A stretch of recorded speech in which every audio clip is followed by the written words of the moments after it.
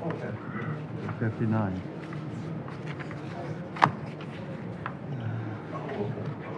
I texted Brady to have him get a hold of. Oh, Scott. I'm well. Good. And you were talking about, was that Ross having issues? What's that? Ross having issues? He got cancer. Oh my God. Yeah, 2 times. I saw him down here at the elevator last week, one day. I don't know why, but anyway, he was telling me about a little bit. Uh-huh. Anyway, put him in my prayers. He dropped about 60 pounds, I think. Yeah. No way to lose it. Well, are we ready? Yeah. Welcome to the first meeting of June already, and I'd like to invite you to join us in the Pledge of Allegiance. I pledge allegiance to the flag of the United States of America and to the republic for which it stands, one nation, under God, indivisible, with liberty and justice for all. And we thank you.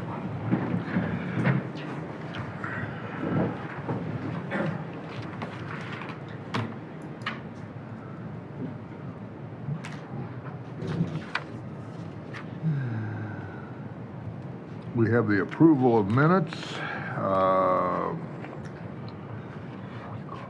regular meeting of May 4th, executive session May 11, and special commissioner session May 14th.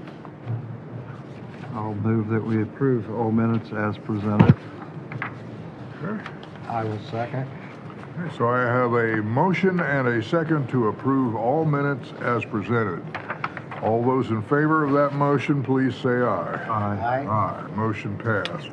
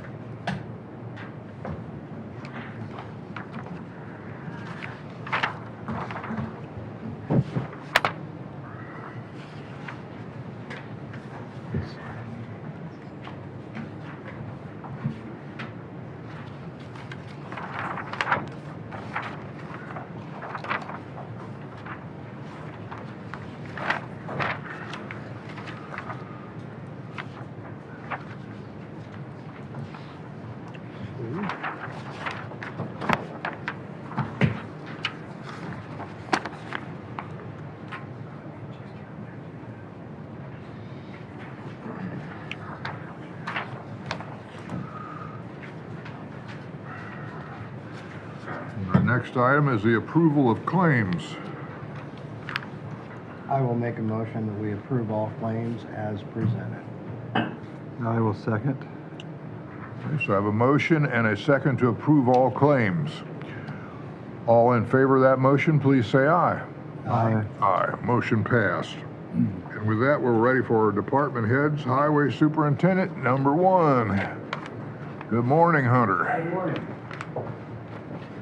I really don't have much other than an update. We're hoping to still start chip and seal the second week of June, but it might be pushed to the third week of June because we right now have the motor tore out of our broom. So hopefully the motor will be coming in middle of this week and we'll get the motor put back in the broom and then we'll be ready to chip and seal. Is that what's the matter with the broom? I saw it sitting in there. Yeah, we got to switch the motor out in it. We've had troubles the last couple of years with it. We've been skimping by, getting going, and then it just didn't even want to hardly start this year, the beginning and stuff, so we went ahead and we're just going to put a new motor in it. No compression. Huh?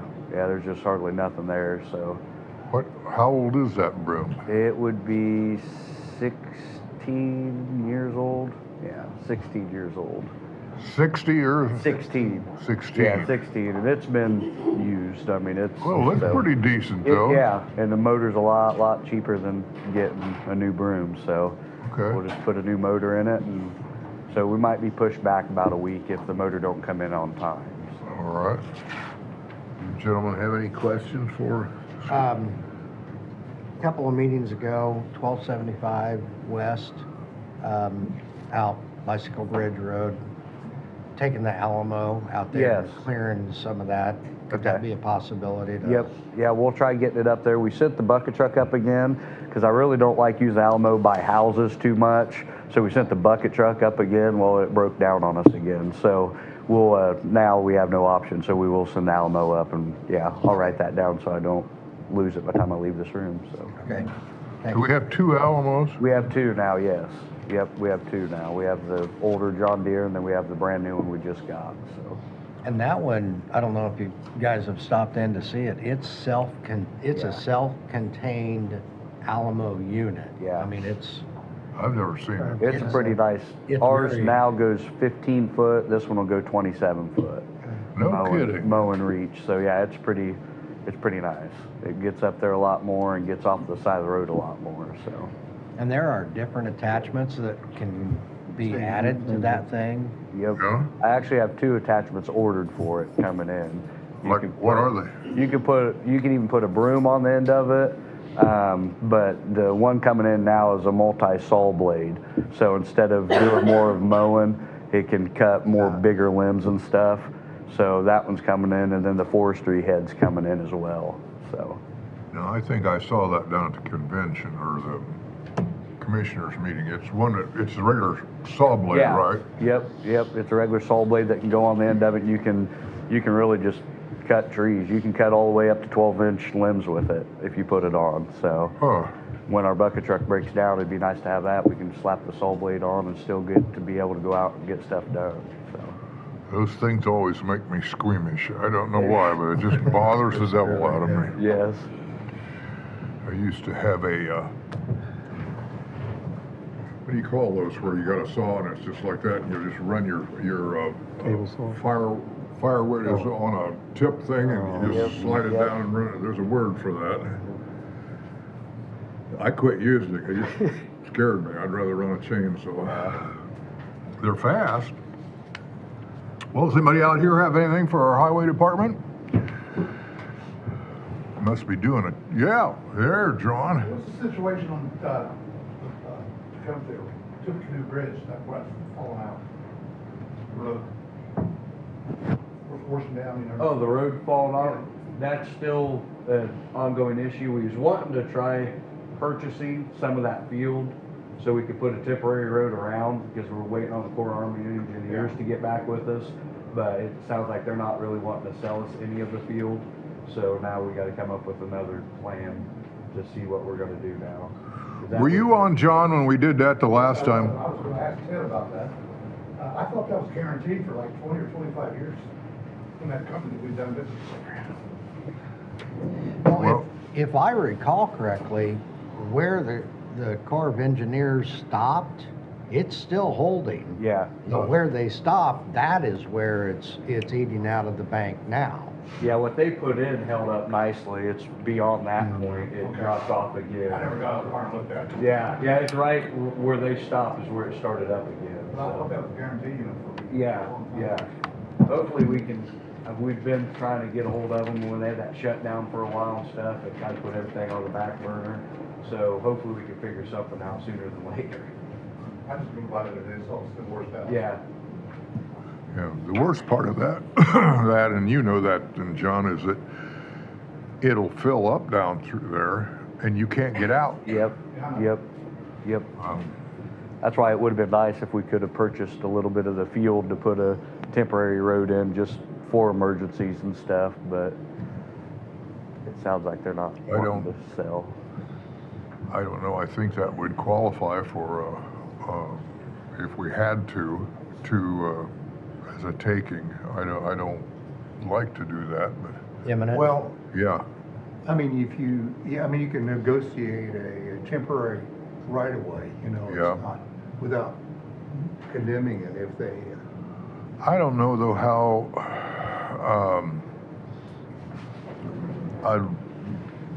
we'd definitely love to do that, rather do that than anything else, but we don't know how temporary it's gonna be. I mean, Army Corps of Engineers is the one gonna decide. Yeah. So, in the meantime, we may sit here for 4 or 5 years without having another way in and out of that area. Yeah. So, that's something we ought to all be thinking about, how we're gonna fix that, because there's a definite problem there. Well, thank you. Thank you. Hunter, I got something for it. Actually, for Kelly. We're gonna take these private tile. Kim, are you ready? Yeah. Okay. I need the information. Good morning. Good morning. I got a few updates. 1050? Still haven't received the other estimate from David Grego for the roof. Uh-huh. He said he was gonna send it to me, he never sent it to me via email or anything, so I haven't gotten that. Wanted to still make sure I have approval and permission to do the 4th of July bash that I do every year for the residents, the staff, the families, and the community donors. We put the post out there, taking donations for stuff for the bash, including fireworks. Me and my husband cook, and then we have fireworks for the residents. So that's coming up. I'll be planning that for them, something fun for them. Making sure I still have approval to do that I do every year. I do have 2 people who showed interest who come in to stay at the manor. One's via email. I had to send an application. She lives in California. Her mom's temporarily living with her, and she wants to come back to Indiana. So I sent the application out to her last week, and then I had another gentleman come out and actually do a tour. And I got part of their application back, but I don't have any of the money situation or what they made or anything yet, bank statements. So there is possibility 2 more residents coming. Teresa Butcher and Faithful Friends, they redid a couple floors, hardwood floors, throughout the manor, and for the grant that they had, and she started painting a couple of rooms. Well, then she fell a couple weeks ago and broke her ribs, so those rooms are not completed yet, painted. So they don't look real nice right now, but we need to get somebody in there that can complete that painting so I can get the rooms set up and decorated and all that stuff, beds and everything, so that when people do come to look at rooms and they have something to look at besides, drop cloths and, half painted rooms, so. Those are So my- you do have 2 rooms available? I have 3 rooms available. 3 rooms, We okay. take 3 more people, and I have 2 people show interest just in the last week, so All right. I'm working on their paperwork. Those rooms gotta get done so that I can set them up, because trying to set them up last minute, and it doesn't look very good when they're not finished, and people come in to do a tour, the floors might look nice, but the painting's not done, and it doesn't look real good. So that would leave me 1 room if those 2 people did come. So I don't know any details yet on, their incomes or nothing like that, but I got part of the application, so not all the information I need. I had the opportunity to talk with, I can't remember her name, the lady that runs Howard County. Sure. And one of the things I asked her about was the state program that pays for part of them. What, RCAP? RCAP. RCAP, right. She said that when she got those, got them in out of, new people out of the, was it Portland or? J County, yeah, Portland, Indiana. Yeah, that they got paid the next day. RCAP just picked, they were on RCAP over there, and when they moved over to Howard, We they, transferred ours too. I had to fill out the paperwork for them and submit it under Carroll Manor, but we did too, like with the next month that came up, because they came in the 26th of November, is that when they came in? I think it was 26th of November, yeah. And so they paid us for December, but it would have been 2 months back, but okay. yeah, so they started, RCAP started picking up like right away. Okay. I guess I didn't understand that. I thought we were waiting to file on them or find out if they'd No, take that them. would be on new people. Other people I can find that meet the stipulations of making less than $1,300 and are on Medicaid, full Medicaid. They Okay, have to have both of those to qualify for any kind of RCAP assistance. And I can find people who make under $1,300, but then they have their own insurance, so they're not on Medicaid. Or they're on Medicaid, but they make more than that. So finding both those things for them to qualify is hard for, some of the people there. And especially if they're temporary. If they're temporary, then it's kind of hard to get RCAP for someone that's going to be leaving. We have a couple Imagine, temporary yeah. people, so. You gentlemen have any questions for? I'll get a hold of David Graybill and see if he can't get that. He only sent me pictures. He's never sent me this. Okay, I'll have him get the estimate to you. Do you have anything? I don't have anything, no answer. Ange? Kim, how many residents are you up to now? 24. 24. You can, did you say? 27. Or you can have- 3 more rooms, 27. Are any of those double rooms? Pardon me? Are any of those double rooms? No.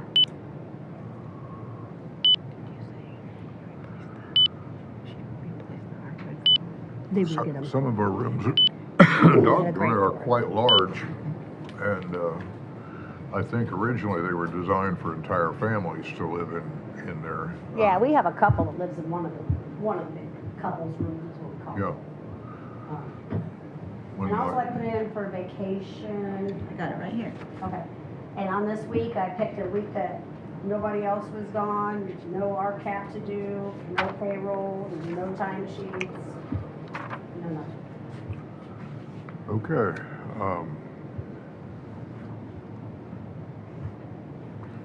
So you guys see any problem with that? And I only need one more second shift, part-time housekeeping aide, and then I'm fully staffed. Well, good. I know we've talked about RCAP a number of times in the past. Have you had any time to look into how many more people we could get on I've been starting, RCAP? like, when I see what they pay per month, and I see what they make per month, then I go look at their insurance. And I'm doing it a little bit in between everything else at a time, but I'm going alphabetical order.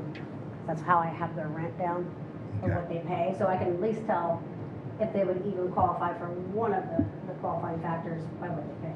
Okay, because that would help significantly. I think, didn't they just increase that like $400 or At something? $16.95.92 a month, Right. and it was $12.65.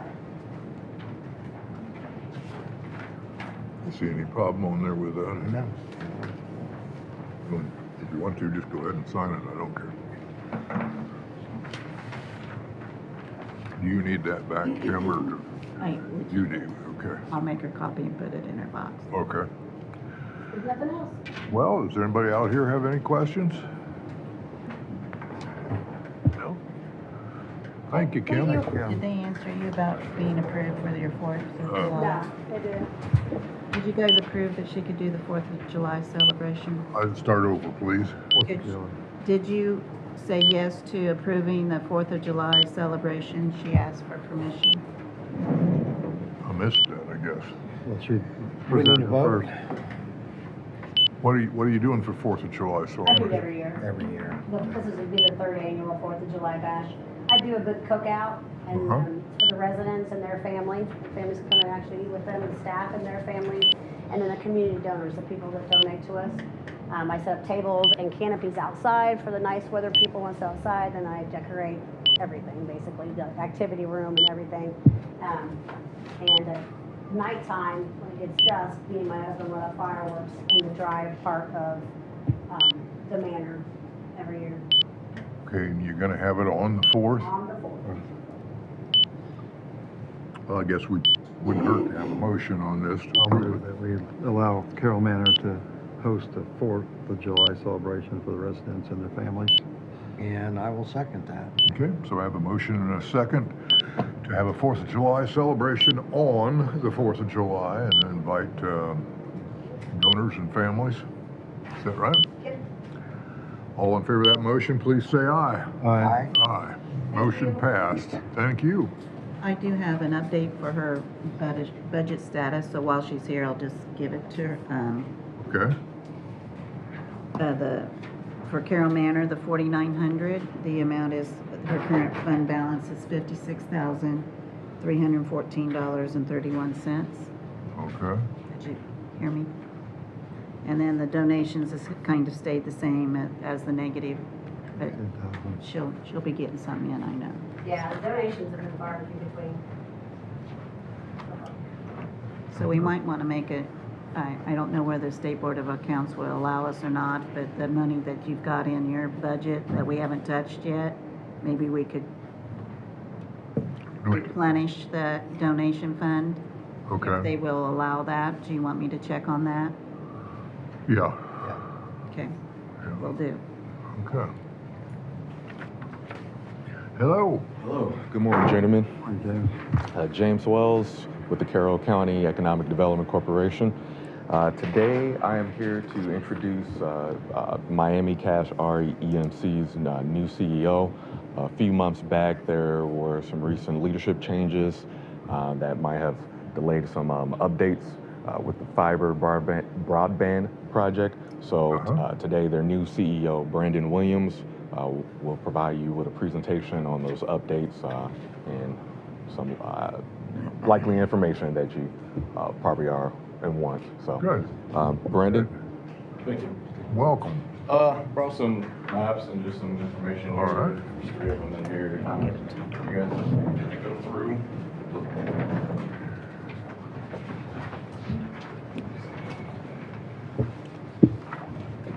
Do you have an extra one for me? Oh, yep. It's okay, thanks.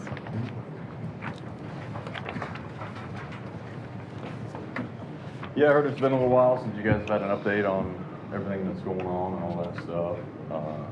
So on the first page here, I just kind of have the different phases, phase 1, 2, 3, 4, and 5. Kind of gives a description of what is operational, what is not. Phase 2 and 3, all that is just waiting on power. Waiting on what? Power.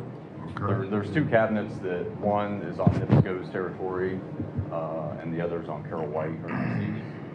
So once they get power to that, then that'll light it up and those areas will be done. Kind of the one thing to, I guess, notice here, so if you go to the first map and then the second map that has the different phase 1, 2, 3, 4, and 5, this phase 1, 2, 3, 4, and 5 on those, just the main lines, that is actual the contract or whatever part of that. And on the page before that, you can see all the additional stuff that was done. The key at the bottom will show, you know, the blue is operational, the green is complete, but that green area is what's waiting on power. Once that's lit up, then all that will be blue, hopefully here within a month or so. I'm not for sure what NIPSCO's schedule looks like or Carroll White's as far as getting the power hooked up. The yellow is all conduit, but no fiber and stuff is pulled in. So there's a ton of that stuff that, you know, was added to beyond the contract and stuff. So my focus, just like it is with the city of Delphi, I met with them, is to fulfill the contract, get the contract part done and over with. That project with the city of Delphi will be buttoning up here by the end of July is the goal. And actually that is ahead of schedule. So within the next, probably not this week, but next week, I will start personally driving out the Carroll County contract, just the contract portion, verifying what needs to be finished and completed to fulfill that contract. And that'll be the first priority, is getting that contract fulfilled. All the other off legs and stuff that, you know, are shown and stuff, those, you know, won't be priority right out of the gate. It'll just be getting that contract done. So you can see on the bottom here, all combined for that is 334 miles. The contract fulfillment miles was 141. Then added miles that were starting to be built and that stuff that were added to is 193 miles additional on top of the contract. So they definitely were doing a lot more beyond the contract. And then as well, part of that delay prior to me was, yes, they had issues getting pole attachments. That was a big issue. So they ended up just going underground, which overhead is about $25,000 a mile. Going underground is right about $63,000 a mile. So there was a huge cost difference in there with that as well. Can you say that one more time? 25,063? Yes, yeah, about 25,000 a mile for overhead construction, and then underground is right about 63,000 Thank you. on average. On the second map, you're showing State Road 18 from 29 into Flora operational, but it's not. On the first map here, the red, on 18 from Flora over towards 421. Yeah, but that red area there, that is not been built yet. Okay, but And you're then on showing the second from- map, the second map is just an outline of the contract on this. That doesn't show operational, not operational Right. on that one, so. But on the second map, you're showing from 29 into Flora operational on 18, correct? Yes, that's what, yep. But it isn't, because I live on State Road 18 and it's not operational. I mean, Well, there's you don't still- know if there's light in it. So it's operational because it's lit up, but we may not be hooking anybody up, or we are not hooking anybody up currently. Okay, but The goal right now, when I come in, was just to start. There was quite a few contracts to go through, different areas and everything. So it's like, okay, we're going to start in Delphi, get it done. Carroll County, get it done. Get these contracts complete.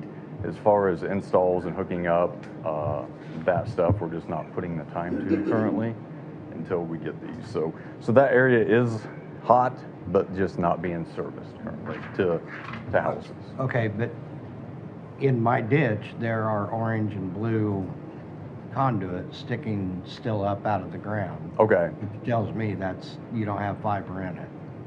I'll have to look. I have not drove Carroll County out. I did Delphi.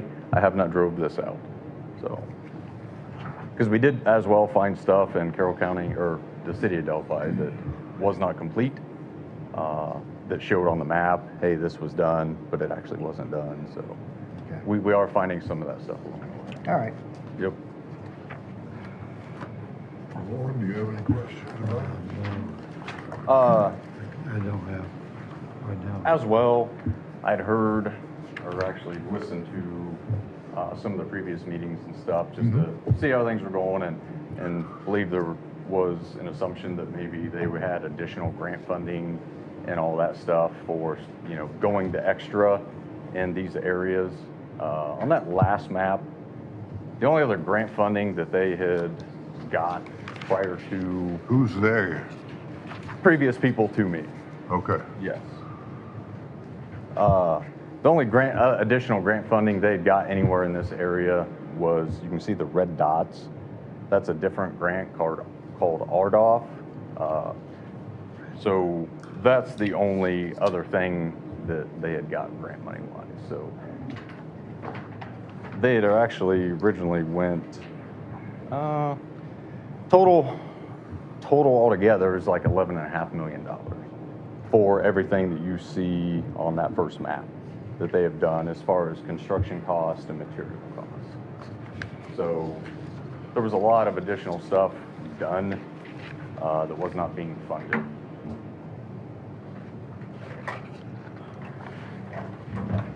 Yeah, just kind of wanted to, like I said, put that last map in there.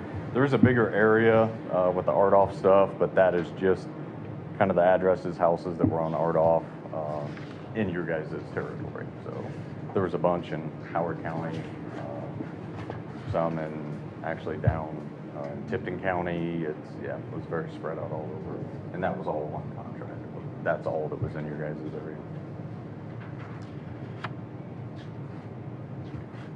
So as you can see, there's a lot of green and blue that's operational that was just based off of the Carroll County contract and that allotted amount.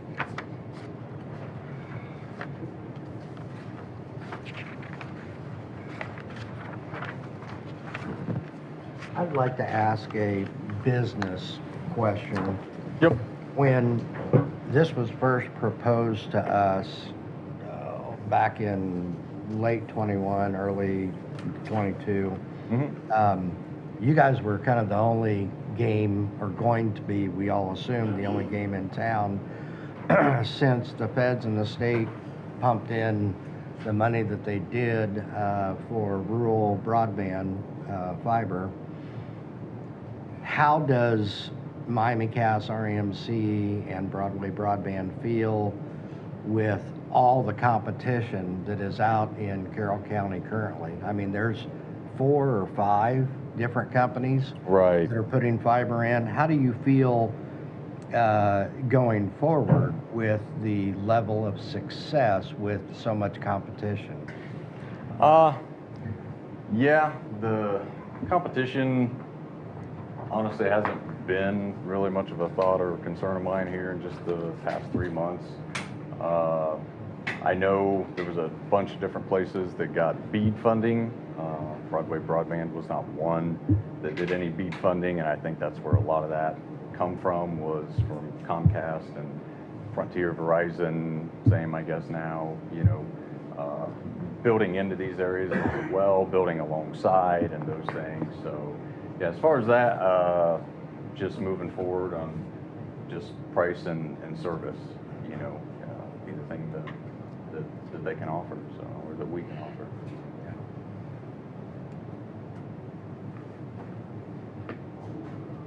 That's competition. What's that? It's competition. Yeah, originally, when they'd kind of started this in this area and stuff, BEAD funding and a lot of that stuff wasn't out.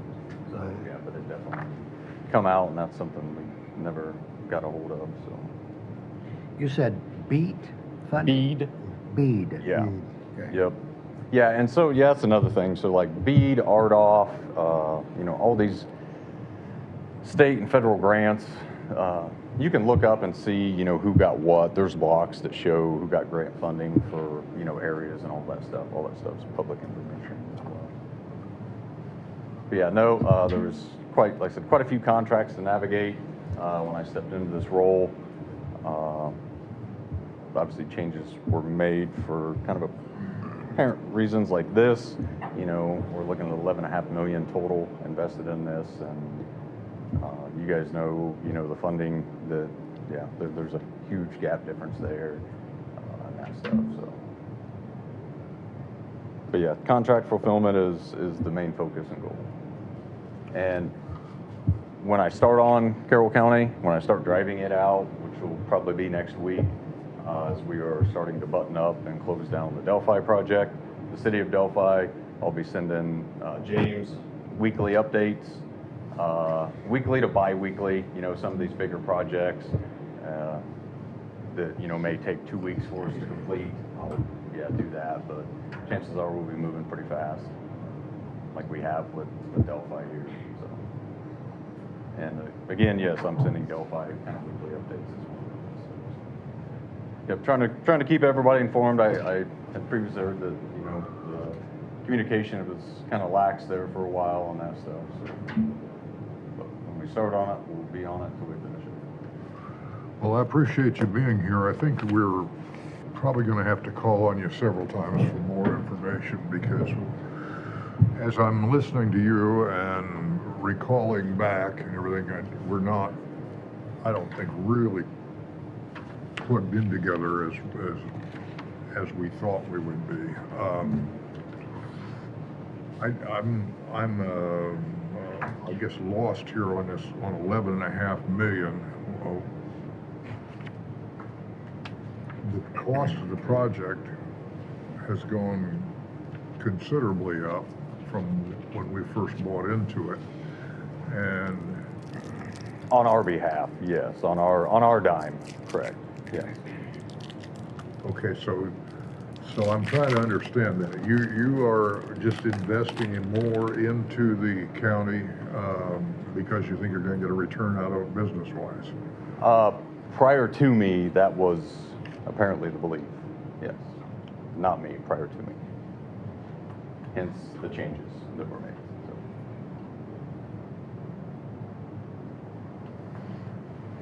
Are you understanding? Because I'm not Yeah, quite. I think, I'm thinking here, hanging from the poles or burying it.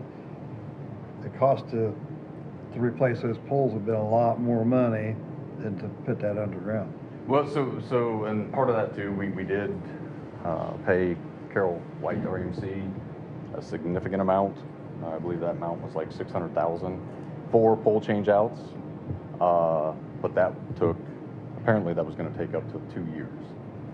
So instead of waiting for that 2 years, which I completely understand, they went ahead and started putting stuff in underground. So, which obviously increased the cost drastically along with that. Plus, and all the additional, stuff outside the contract. But yeah, instead of just doing the contract, getting it fulfilled first, and then coming back and leaks and, taps and stuff like that, as we call them, off of the contract lines and picking people up that way. So they start in a section and, do part of the contract stuff and then start building the lakes out while they were in that area as well. And yeah, that's where all the additional costs come. Okay, if I would want to just bring out the contracts and reread them all, we have them, don't we? And, Our contract is with EDC. well, this gentleman references what part of the contract and what's not and all that, and I'd like to just go back, because the years have passed now. Yeah, that would be in the contract between them and EDC. EDC. And that contract was sealed. That contract was what? Sealed. We have a copy of it, right? Somewhere. Yeah, in a safe spot. But we have it. Because of the confidentiality, that was oppressive at the time for competitive advantage. Now, I'm not sure that idea goes away, because of the changing circumstances, Uh-huh. Maybe that's something that EDC would allow us to study at this time. Okay, at what point was this supposed to be all done? Like 2 years. 2 years? I think it was Before, so November of 24. last report that we got. 24, so we're halfway through 26. Miriam, go ahead. Well, I was just waiting to see if you wanted me to jump in. Anytime. The contract from EDC to Miami Cass was for the 5 sections, the rings that he showed you earlier. Uh-huh. And that was the price that we had agreed on to do that build out. And from what I'm hearing here, they invested significantly more of their own money to build it out even further. In terms of the contract terms, I'm not quite sure what your question is. Well, my question is not well thought through, but I'm getting, apparently from people who watched it, a lot of questions about, well, what was guaranteed, what was, what has been fulfilled, how much more money is there going to be going into it, how much money's coming back. All these questions have suddenly come up to me, and I don't know the answers to all of them. And that is in the contract between the EDC and the county. Okay. The dollar amount that you're paying out and the dollar amount that's coming back. Off the top of my head, and I don't know I don't happen to have a copy of that contract with me. I think around $712,000 will be coming back to the county, assuming that the county pays out the full 1.46, whatever the original amount was. So the county has only paid out 2/3 of the total contract amount, so there's still one more tranche to be paid after the project is complete. Wait, we haven't paid our full share yet? True. Okay. There's about like 308,000 left. Okay, so less than 1/3 is left. Okay. There was half was paid up front, and then another large chunk was just paid recently, and then there's a remaining amount that needs to be paid once the contract is completed. And then of what's paid out, half will come back to the county, starting a year after completion. Of that contract, not all the off-lakes and stuff that obviously are still showing on there and those things. That's all on them. That has nothing to Yes, do with the correct. contract. That was just what they took Yes. advantage of at the time. Okay. There has been questions regarding when that money is paid back to the county, Mhm. whether we can, whether it has to go back to the state or that we really do get it. And we don't know that for With the sure. ARPA money rules. Uh-huh. Jackie Clements, who was helping, is going to look into that, Okay. because there's a lot of questions there, so. Okay. The other Well, if thing all is we just- do is just hand it back over to the state, that's, No, it's not good. The other thing too is we need to know when it's going to be completed because we have to distribute money by the end of this year. Correct, yes. Yep, So- the city of Delphi and Carroll County, yeah, my understanding on the same thing, so, yeah. My question to you then, Beth, you didn't tag this as lost revenue, which then would remove it from Yes, the we fund? did, but they're saying that we're getting reimbursed for something that it's a long story, Miriam. Okay. I don't have time to do that right now, but, It- but It's really it's convoluted. complicated. Nobody has brought that up before, but she brought it up when she was here at the who's she? Jackie Clements, Jackie. when she was Oh, at the okay. council meeting, when you were presenting it. Uh-huh. And so we didn't get our question answered at conference, so And that's coming up. no, I've already been there. We did not get it answered there. Okay. So we just need to check that out, make sure everything's kosher. Okay. Do you have any more questions at this time? I don't believe so. We appreciate you coming in. Yeah, no, Appreciate it. like I said, we get started here, I'll send to James updates and he can pass that info on to you guys weekly or bi-weekly as well. Okay. Thank James, you. if when you get something, would you mind passing him on to us in the following meeting? Yes, sir, I'm sure. I'd appreciate that.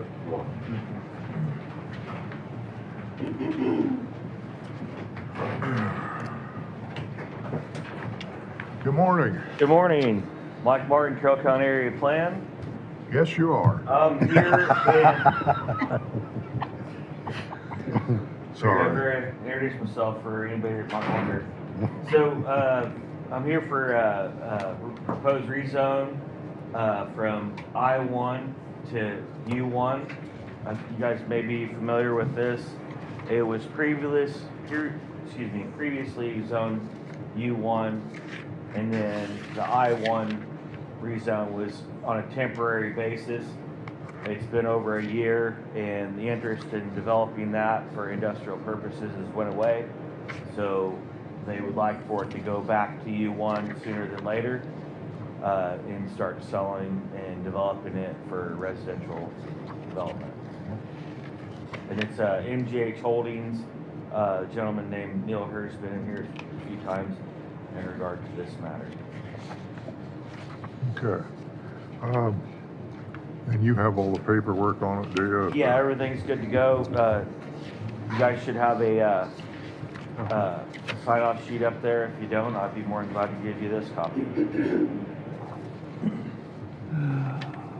Yeah, Mike, you brought this to us, what, first-ish of the year? or Yeah, I something brought it to like your that? attention probably about February or so. Mhm. Yeah, just let you guys know, and I showed you maps and all that stuff, and everybody thought it was a good idea, and didn't seem to have any major concerns, so that's why I didn't bring a bunch of extra stuff. Figured it'd be pretty quick and easy.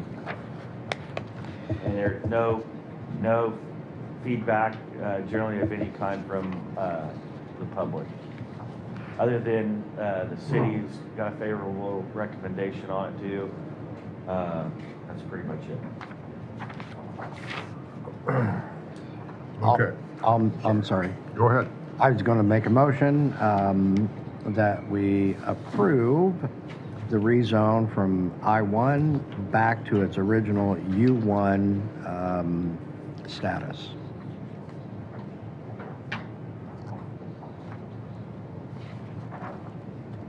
I'll second. Okay, so I have a motion and a second to return this back to its original status or previous status. All in favor of that motion, please say aye. Aye. Aye. Motion passed. We'll get these signed. Thank you so much. And if I may, can I have about 10 more minutes to Sure. a couple other small, You go right small ahead. things? First thing, well, they were talking about fiber optic. I think we may want to look at the permitting procedures for the county for that. I think when Broadway broadband first started, I think this decision was made that the county highway would handle the permitting procedures for that. Would handle Broadway what? broadband, permitting to go along the county right of way. Okay.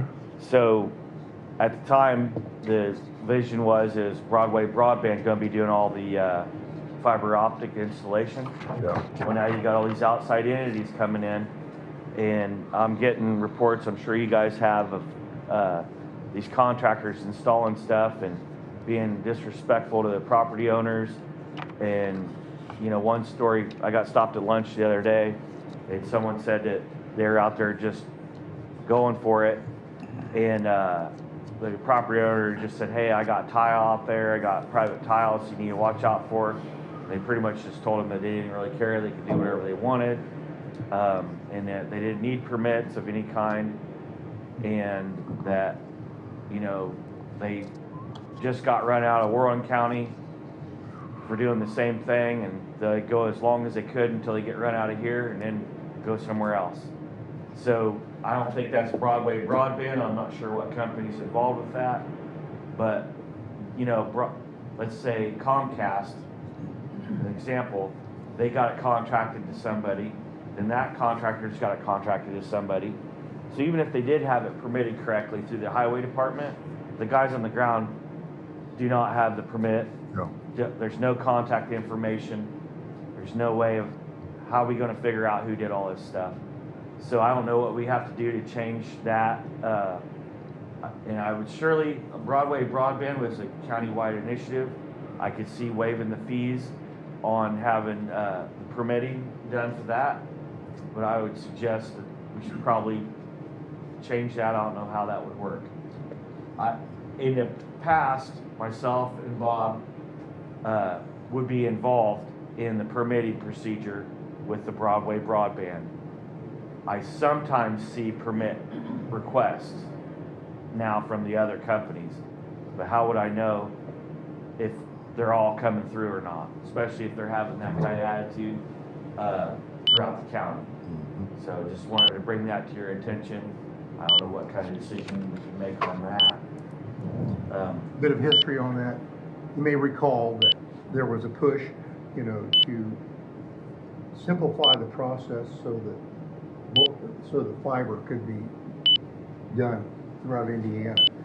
And I believe it was the EDC that requested the county to adopt an ordinance, a broadband readiness ordinance. I don't know if you remember that or not. Barely. Okay, barely. Well, it greased the skids, okay? And we said, we're not gonna require you to do this, that, and the other. That's still on the books. So the first step would be to repeal that ordinance. And Bob Gross and I have had discussions on it as recently as this morning, that we do need to change that and to review our procedures. And I think I agree with what Mike's saying here. The area plan and the surveyor's office really need to know, because the surveyor's office knows the information about the tiles, at least the regulated drains, and they're getting complaints from private citizens. We're taking another look at the case that we looked at earlier, and we got a new one to look at. And if the break is within the right of way of the county highway, then we have a chance of going after the companies for their violation of the bond to the county highway, because the bonds run to the county highway. We didn't have anything that protects the private off-road rights of way, but at least two cases, the one that we looked at earlier, and then a new one that Bob brought to my attention this morning. I've asked, that's what I asked Hunter, was to pull the information on the second one that we've got, take another look at it. But it's gonna take more than that. We're gonna need to do some more comprehensive changing in our permitting procedure to get to the second and third level. You know, it's like, it's not at the top that causes the problem, it's down at the bottom, you know, so. One follow-up question I'd have, maybe for benefit of Bob and Hunter, like, if we do discover someone's installing fiber optic unpermitted within the county right now, who can issue the stop work order and stop them? If it's in the if it's in the right of way, the highway department can. Okay. If it's in the right of way of a regulated drain, the surveyor can. Okay. I just wanted to clarify that in case, you know, there is a situation where we find. Who call, right? Who do we call? Who's the point of contact on that? Because, you know, certainly if I can make that call too, like, hey, you need to stop until you can produce a permit. So I'll pull the broadband readiness ordinance. I think that's what it was called. It was 3 or 4 pages long. That, you know, we won't charge for this, and we won't have to do that, and so. I feel like it's totally reasonable for the property owner, if they stop and ask, do you guys have a permit? They should be able to produce a copy of the permit. Right. Yep. Okay. I agree. And I know Hunter and I have talked, and I think we have too, about the time frame on these permits should be, in my opinion, at least 5 years, because, you know, we may not have heavy rains for 2 or 3 years, and then that 4th year we get a deluge, and all of a sudden we find out there's a problem, but it's past the point of reproach with the permit and the bonding, because that dropped off 2 years ago. So I mean, is that something that for rescinding that ordinance, is that something we could do today? No, it takes an ordinance to rescind an ordinance. Yeah. Yeah, it's in the county code. Okay, so you'd have to put together an ordinance. So I got it written down. I'll bring an ordinance to rescind that next time. That doesn't solve the problem, but that at least, right, because that's a loophole for right now. Now, you said that the county highway could go out and tell them to stop, or Mike or Bob could go out and tell them to stop. But what's their, how are they going to be able to flex their muscle if a deputy or the sheriff? We can only go back to the original bond, the original permit holder, you know. Your permit holder is doing this. I mean, the permit holder, the one that originally signed for the permit at the highway department. That's our only recourse. But if there isn't one, Mike's saying that some of these guys don't even have a permit. Or they're at least telling the property owners that they don't need a permit. They probably contracted. So that would suggest they don't have one. Contracted that to another company. that assigned that right to under that permit. And see, that's another thing. I don't know if our permits are assignable. It says there's language in it that prohibits assignment of permit to do the work, you know, or subcontractors and so forth. So we'll start looking at. We're going to dig that out. The first step is we'll get this ordinance repealed, this code section repealed. Ted, is there any way we can require them to name their subcontractors? Sure.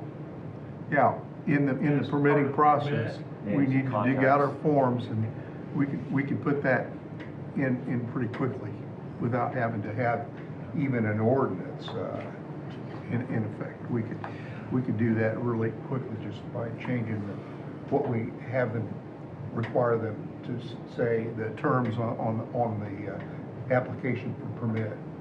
But we'll do that. We'll go ahead and do that. I don't know what it says. It may say that now. It probably says it's binding upon their successors. If it's binding upon their successors, then legally it's binding on their subcontractors. So we'll look at the language of what we got, and we can adjust the forms that Hunter's got out at the highway department. Hunter, do you have a comment here? Well, yeah, because ever since this all started, like in that they signed, it says they're supposed to give me, I sign off on, they're supposed to give me like, I think it's 48-hour notice before they even start on a road. I haven't gotten one phone call from any of the companies, any of the contractors, and I've went out to the roads before, and I've tried to talk to them. Some of them I can't even talk to. They can't answer my questions or nothing, and most of them are just rude, and they'll just keep doing it anyway. So that was my question on, if they don't call me in 48 hours and I get called out to a road, and they didn't give me no heads up, do I have the power to shut it down and say, you're not doing it until notice? That was my question. You can say it, but will they do it or not, you know? Yeah. It doesn't necessarily have the force and effect of law. We'll probably have to kick it up to the commissioners and then file a complaint for injunction or stop work order. We might be able to do this by an ordinance, and that's ideally what we do instead of having to go to the courts to apply for an injunction or temporary restraining order. So that This whole thing has just kind of exploded on us. I mean, we had no idea the where conditions changed, you know. It came from, we'll do everything we can to get fiber, you know, broadband. And then all of a sudden, the federal government dumped all the money in and Everybody's after it. yeah. So I've got two things on my list then. Ordinance to repeal the broadband readiness ordinance, and we'll get the forms of bonds and see if we can fine tune the language on those, so anybody else coming in is going to be bound to give us their subcontractor's name and so forth. You know, eventually we could put penalties in, and specific by ordinance, and amend the county code penalties, and also authority to issue stop work orders like we do for the unified zoning ordinance. So I've got those two things down. I think penalties are a good idea. Penalties are a good idea, but we want to be able to stop the work. Right. That's how you get their attention, is to be able to legally stop their work and not get sued, countersued, and all that. Okay. Can I ask how many permits have been issued? Off the top of my head, I can't tell you. I know I signed anywhere from 5 to 15 a week. I mean, For broadband? Depending on the week. The companies, though, that come in and want that. Yeah, there's quite a few. And I used to get That's what, copied in all those, even though I wasn't necessarily in it. I still had I got my own file. I hardly see any now. So that goes to tell me that they're not even. that's the phone calls that I get. You should, well, and you should know, and I go, I do not know. I can tell you what I have at my house. I have like 5 different ones on that little skinny road, you know, that takes up a lot of space, and hope the highway don't hit them. Yeah. I mean, because it's not a big road. No. So, I don't know. Well, I'll tell them to call you. when broadband first started this, Broadway Broadband, they would send me their plans ahead of time, and I could identify and mark on their maps then where we had legal drains, so that they knew they needed to be 10 feet away from those tiles or ditch lines. Okay, and that was all part of the contract. But with these other companies, I hear nothing. And as Ted was saying, it could be 2 or 3 layers deep, which, in my opinion, that's the best way to cover your backside is, make the responsibility down here, and it takes forever to get back up to, the head of the snake, if you will. So I got 2 other things real quick I'll just touch on. I don't want to take up too much more time, but I appreciate that, that we're going to have the opportunity to update the comprehensive plan and the zoning update. I took that back to the APC board. Everybody's really excited about it, and we understand it's going to be a pretty significant challenge and a lot of work. It's going to take a lot of moving pieces. It won't be just our area plan commission is going to be doing it. So like, the EDC, the council, you guys, everybody is going to be a big team effort, and it's probably going to take a year to a year and a half to get it complete. I'm waiting. I'm going to talk with another company tomorrow about another quote, a potential ballpark figure, and what it would cost for them to help assist us with this process. So, and then hopefully I can get a third one also. So, and then I talked to James last week about, if he could help us with the grants and some funding options and things like that on how to figure out how to pay for it. So, I think this is be a big deal and a huge step forward for the county to have some good plans for the future and give everybody else, everybody as far as the population, an opportunity to have some feedback on what direction the county is going. So just want to thank you guys for that and give you an update on, what my next steps in the next month or 2 are going to be. And I got a call about the county home cemetery. Not a huge issue, but a lady just is Memorial Day or whatever, so everybody's kind of thinking of that kind of stuff. And she said she's maybe one of the last living relatives that has somebody that actually is there. Yeah, some great uncle or somebody was buried in 1901 out there. But there's no grave markers of any kind.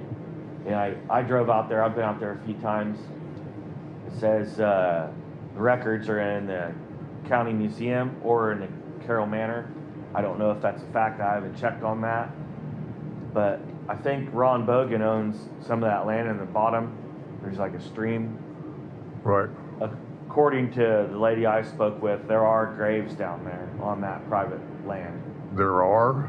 There are, apparently. So the private citizen was going to ask Purdue or somebody if they'd be willing to bring something and kind of survey and figure out, if there are indeed graves down in there. Just something I want to bring to your attention. It's probably in passing. Maybe we should ask, if there is actual plotted. Because I looked in the cemetery plot file that we have, or the drawer that we have down at the surveyor's office.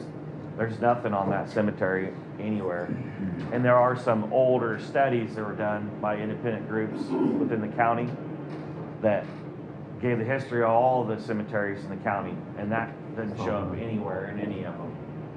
So her concern was it's like one generation or so away from that going away, lost to history. Next thing you know, IPC's got a storage building standing on top of it. Just something to think about. I told her I'd bring it to your guys' attention. So, and I'd be more than glad to go to ask the museum if they got any records on it. Well, that'd be good because they did have. Back in the days of time goes by, and back in the days when Phyllis Moore operated a museum downstairs, she could walk right over and pull your card out and give you every name that was in there. Mm-hmm. I'm trying to remember back if I ever saw an actual plot of it with the, her grave, who was buried there, and I just don't remember if I've seen that or not, but I have seen the lists of who all's buried there. Okay. Yeah, it'd be interesting to see like when the last one was or something like that, but It was kind of, it was odd because my girlfriend and I went and got some lunch and actually had a picnic there because it's Memorial Day. I'm not the kind of guy that normally goes out and does stuff like that, but I was like, well, let's go there. I doubt anybody's going to even go back there. So we went and had a quick little picnic back there and had lunch. No big deal, just got out there and left. And Tuesday morning, I had a phone call from somebody concerned about the exact same spot. I just thought it was kind of unusual, and it was worth bringing up. So, Where is it located? Is it north? it's right behind the gravel piles there, north towards. I think it's Ron Bogan owns all that. Yeah. Yeah. It's a couple acres. I think it's still in the county name, but if you see where that little stream meanders down, supposedly there are graves down there by that stream also. See, I never heard anything about that. And it's weird because there's a few acres that are sectioned off that's in Ron's name, and it's separate from all the big acreage he's got. So I don't know if it was like that for a reason. Maybe that portion was originally part of a cemetery too. The way it's cut, the way it's sectioned off is kind of odd. So Years ago, I think you went to investigate it because there was some damage done. I don't know about damage. I don't remember there's that. no headstones that I've seen anywhere. Headstones, I thought. I have, through history, done quite a bit of looking into that, trying to figure out where it was and all that, because I at one time was concerned that it might be underneath part of the old landfill out there, but it's not. Okay. And Martha Lewis is my neighbor too, so maybe I can ask her if she has any recollections. She probably has some idea about it. Yeah. It's interesting you say that just on Tuesday you got a call about it. Yeah, it was, I kind of, and stuff like that happens to me all the time. Like I'll just drive by and notice something, and then literally the next day they're calling me about it. I don't know, it's got some sort of we had a little doctor magic or something. Little bit of discussion about it at a meeting of the Friends of Carroll Manor. Yeah. And that came up, and that was just last week too. Yeah, so full circle, that's what I call it. Thanks a lot, I appreciate it. Unless you got anything else for me? I'm sorry, I was just going to say, Mike, that yes, I certainly agree that this is the involvement of EDC in the work for updating all of that stuff, I think is appropriate. I really do. I think that's something that, Yeah, because even the subdivision ordinance it's outdated, written on a typewriter. And it's not really, I mean, it's there and it can work, but it's kind of, looks like you're looking at, something from back in your guys' day. Oh, wow. Oh, that hurt. Said too much.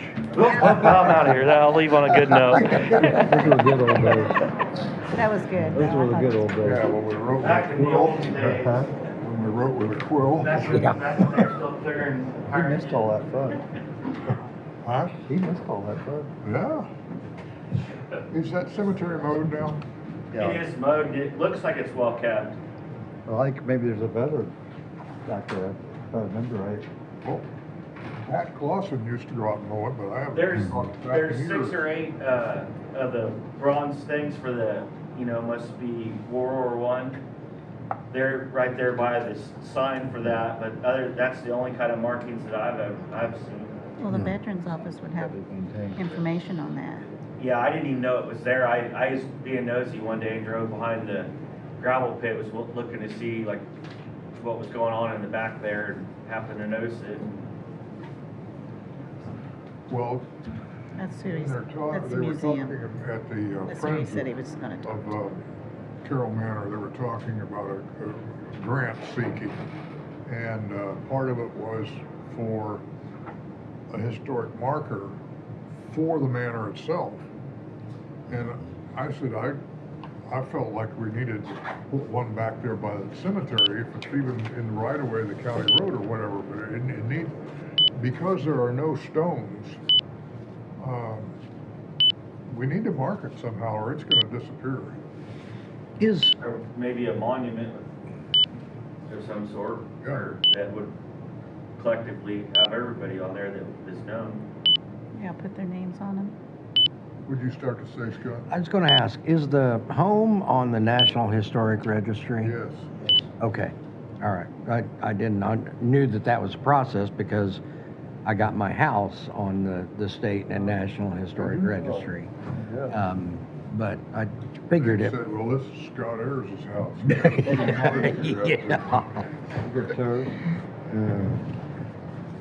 That's pretty cool. What year was your house built? 1879. 79. Okay, well, I guess we're ready to move on ahead here. We could reminisce and talk for quite a while about that. Wendy, hello. Hi, how are you? Good. I'm just here to share some information of a community-driven, donation-driven fundraiser that I'm getting ready to start. I wanted to come to you guys and let you guys know that I was going to do that. What it is going to turn in the old, the old squad room into like a decompression area for the dispatchers. And, you know, if we have a big event, first responders, sheriff, police officers to go into and just kind of take a breath, excuse me. Now, when you say squad room, is that the same as where the library, supposed library was? Is that the same room? It's the room that's adjacent to the old sheriff's office. It's in the jail, so. Yeah. But it's And it wouldn't be anything with the structure, it's mainly cosmetic, what would go in there. You have the brochures on. I have it in here. Yeah, there's a I'm brochure, sorry. and then there's a picture of what I would like to turn it into, and then a picture of what it looks like right now. Which one you gonna talk about first? I'll put it up here. Oh, I can do the, it's just we'll talk about what it looks like now. This is currently what the squad room looks like. It's a real issue. It's facing 911 centers, and 1 in 4 dispatchers suffer from PTSD and because of the traumatic events that they constantly have to hear. They can get off a phone call with somebody as they're taking their last breath and expect to go to the next call of an old lady who needs help changing her tire or things like that. So this would just be an area that I would like to turn into, the technical term is decompression room. And what it is just an area where they can go and take a breath for 5-10 minutes and then go back to their job. I think it also will help with retention of the dispatchers because it'll show that we care about their mental health and their health and their wellness. I know where you can get the candles. You do? Are you in the candle business, are you, Scott? Kelsey, my daughter is. She got that shop in Flora. Oh, does she? Uh-huh. Oh, there you go. Will she donate them? I'm sure she'll make a heck of a deal. I'm going to be going around. I just wanted to come to you guys first because it is going to be community and donation driven. So I don't need to ask for money or anything like that. But I wanted to let you guys know that I was going to do it in case you were asked about it. Okay. Ted, have you been hearing this presentation? Yes. Do we need any kind of a motion to have it in the minutes and recognition of that this is going on? Well, the fundraising, I assume it may go on county time, right, or not? Is it gonna be on county time that you're gonna be doing the fundraising? I don't work for the county, so I'm just a citizen. Just a citizen? Yes. Not to do the fundraising if it's all private. Okay. You know, if they're changing anything in a public building, you need to okay it. Okay. If you see the picture of what it to be turned, it's mainly furniture. There'll be things to decompress in there. There'll be a little snack station, coffee, things like that. Okay, well, it looks like a good We ought idea. to make a motion, approving You wanna say changes to something? that area. Okay. Would either you want to do that? I will make the motion that we, by consensus, allow Wendy to perform the fundraising, and then the motion will include changing the interior of the squad room at the old jail. I'll second. Okay. Well, I have a motion and a second, and I guess I'm just going to call for a vote. We all heard the motion, so all in favor of that motion, please say aye. Aye. Aye. Motion passed. Thank you. We look forward to it. Thank you. I can, when we do get it finished, you're more than welcome to come over and see it. And see what We'd we like did. to. Thank you.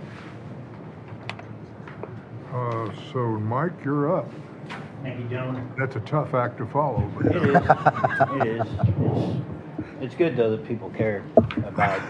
Well, you know, Dispatch. we've spoken many times about the mental health of the deputies and the police officers and EMS and Right. EMA, et cetera, and it is important. It is, and there's a lot. I mean, we're not like a big county that has traumatic call after traumatic call, but when we get one, it's A doozy. a doozy. You know, we've yeah. had 2-year-olds ejected out of vehicles. We had Oh, 2 people die in a fire in the floor 4, and you know the multiple car accidents that happen that the deputies go on and that the dispatchers hear on the crash notification calls that come in. You know, sometimes you literally hear their last breaths in that. So doing something like this helps with their mental health a little bit, just for them to decompress and get it back into where they can go. But you know, we still have to continue to find ways to help with their mental health as well. And that.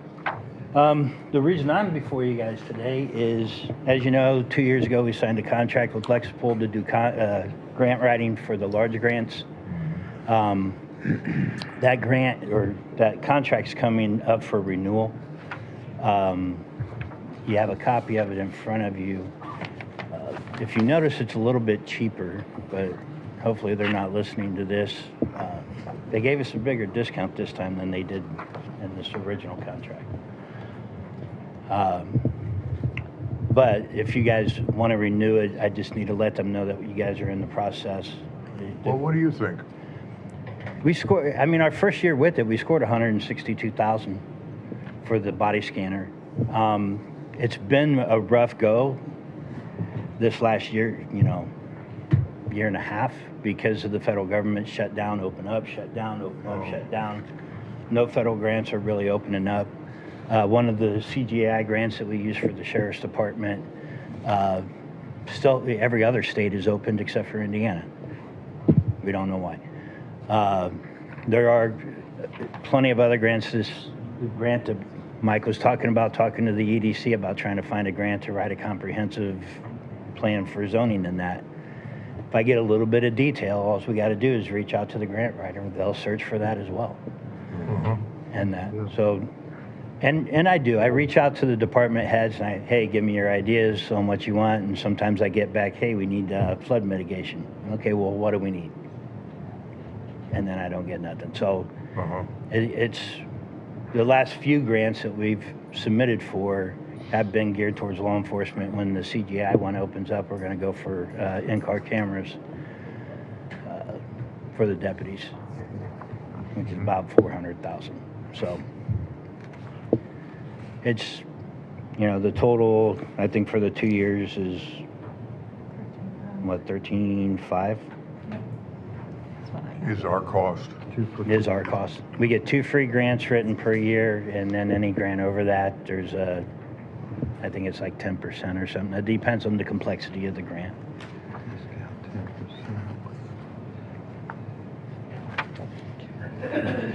I'll go ahead and make a motion that we renew the Lexipol grant with the county, and it's a 2-year, correct? It's 2 years, yes, Okay. sir.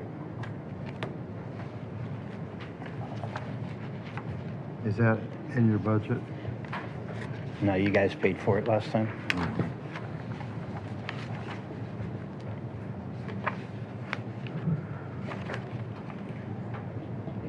Couldn't remember.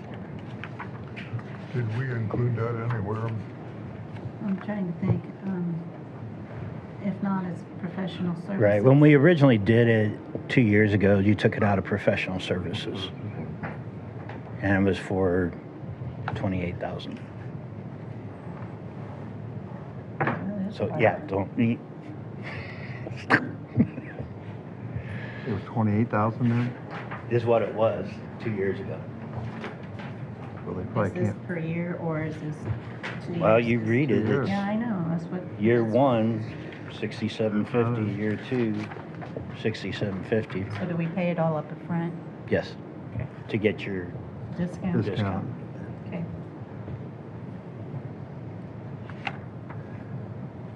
I'll second the motion. Second.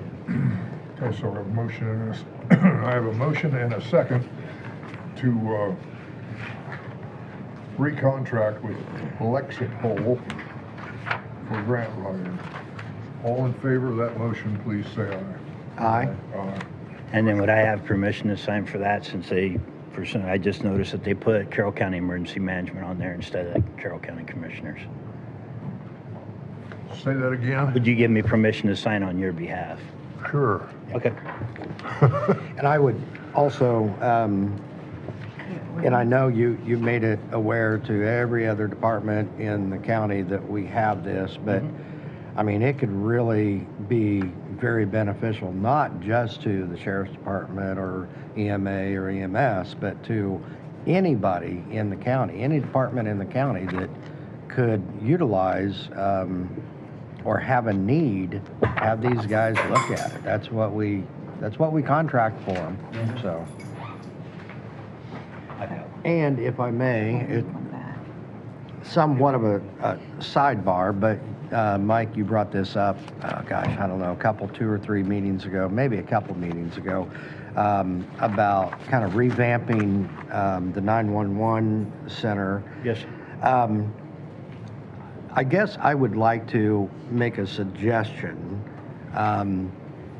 We have spoken about the potential of putting a building out on the ground out by IPC on a building that would house, it'd be a 4-department building, EMS, EMA, 911, and the morgue, the coroner. And I know that that's going to be X number of years down the road, but if we could, instead of dumping that amount of money into the 911 center, if we could, I hate to say bubble gum and baling wire. Well, you got my text message yesterday, right? Actually, I don't think I. You did. The electrical issue? Maybe I did. Pardon? I think you responded to it. Yeah, you did. Okay, I did. The electrical issue? Oh, yes, yeah. So we are bubble gumming and Band-Aiding. Okay, and I know you have for a while, and I think all of us are aware of that. But, to try to keep some money aside for the potentiality of doing that project at some point in the future. Is there so there's a couple ways we can look at it. In the next 3 years, all the servers and the computers will be up for replacement on the 5-year rotation. Within 5 years, our current radio system will be close to its end of life cycle. So we may have to be looking at radio updates. That means replacing those radios. Equiture, the recording software, we probably got another 3 years on it before it has to go through another big refresh. I think I could possibly bubble gum a lot of stuff. However, the current workstations that they have are broken. For you, when you've toured it, you've seen that I've got monitors that are duct taped to stay in place. So what I would at least like to do is look at some different consoles and figure out a way that we could do some rearranging in that specific room. But without, it's kind of hard. I don't want to spend money, keep throwing good money after bad, but at the same time, we need to have the operational backbone of the county operational. You got to have the basics. Right. Yeah, I think we all understand that. So I think if we work collectively towards the consolidated facility, it would work good, but I would still need some money to at least replace the consoles. Okay. And that, which would possibly reduce the cost quite a bit. Okay. So I'll get some numbers together on that as well. I was talking to a couple of the contractors since you brought that up.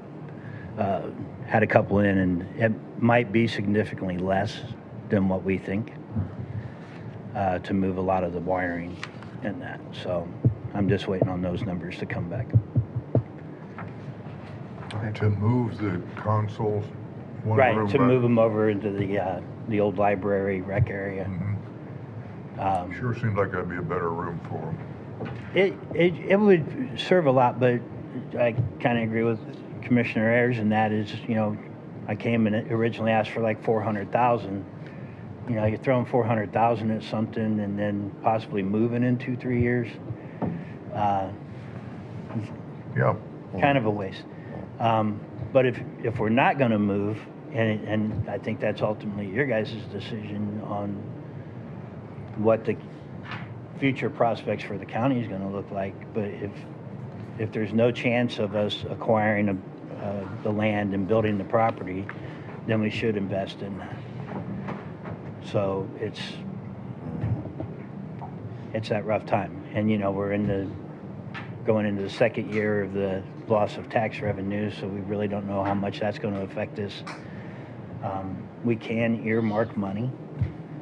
There are ways to earmark money for capital improvement projects and that. So, there's a lot of discussions that would have to be made on that and see what we can. But what I'll do is I'll go ahead and finish getting the quotes on the full move, and then some quotes just on getting the consoles operational and moving the server rack around a little bit, because where it's at right now is not a good spot. And just so you know, part of the electrical issues, the UPS, the main UPS that runs the dispatch center, that I just spent about $3,000 on last year on batteries, might be failing. And to replace that system is like, it's right around 10,000-15,000, I think. We all realize all this stuff costs money. Yes, sir. Not forever, is it? We have to keep it going. Yes, sir. Don't have any choice. So just keep us in the loop as far as what we're gonna have to find. Yes, sir. Thank you. Thank you, Mike. Thanks, Mike. And we are, yep. Welcome aboard.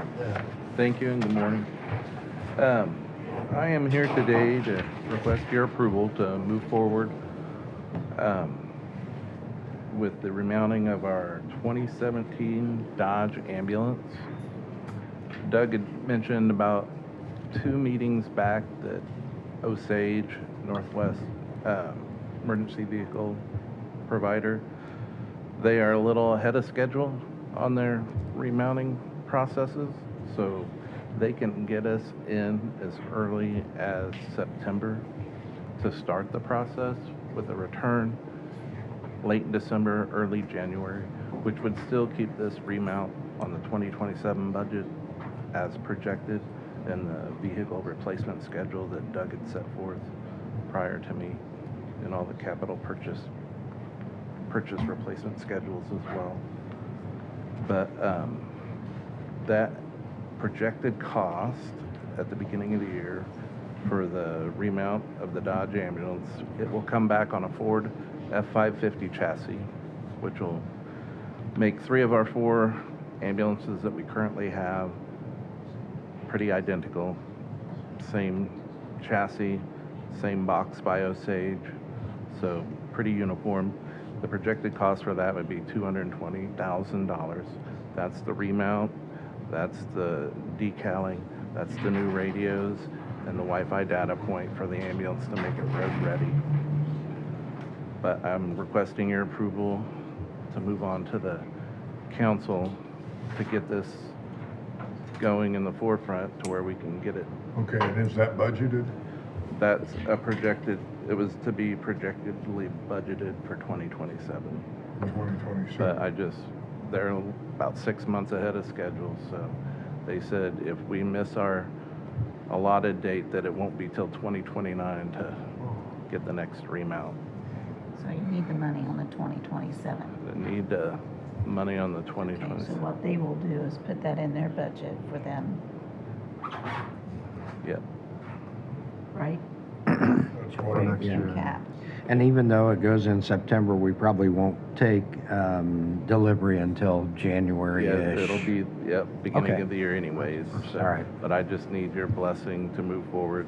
That's including the trade-in of the Dodge chassis that they will take off, and they will also provide us with a reserve ambulance until the delivery of the new one.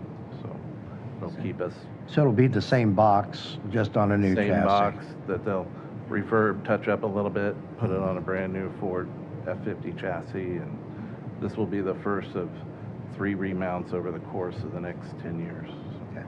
9 years. So I understand you want to do it this September. I want to deliver it to them this September. Yep. And get it, and pay it in 27 or 26? That 20 depends on where. depends on their delivery. I did discuss with them, with it being the end of the year, you know, this was projected for 2027's budget, and they said that it would definitely be end of December earliest, and then, but with the possibility of it more than likely being January anyways. So that's where we're at. They said that they could take payment in 2027, January 2027, to You keep could everything. encumber something that, That's what I was going to say. You Yeah. could go ahead and ask for me to advertise an additional for the council. We could get it going, and then at the end of the year, if it's not done, then you guys can encumber that money for next year. It's the quickest way to do it, Yeah. but it has to be their cum cap, so you wouldn't want to go to the commissioners Okay, or council until it's advertised and ready to go. gotcha.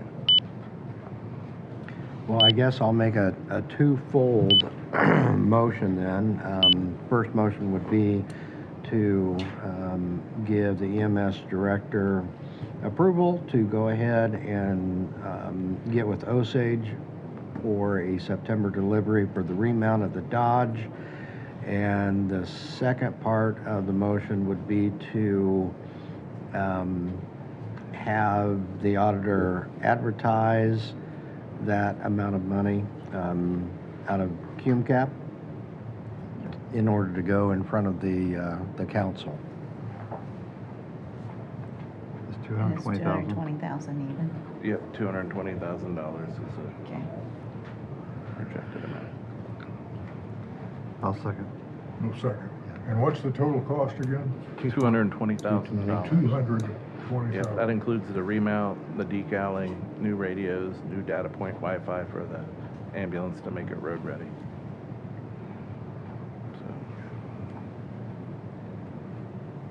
So, Remember that on all of them, we have to have "In God We Trust."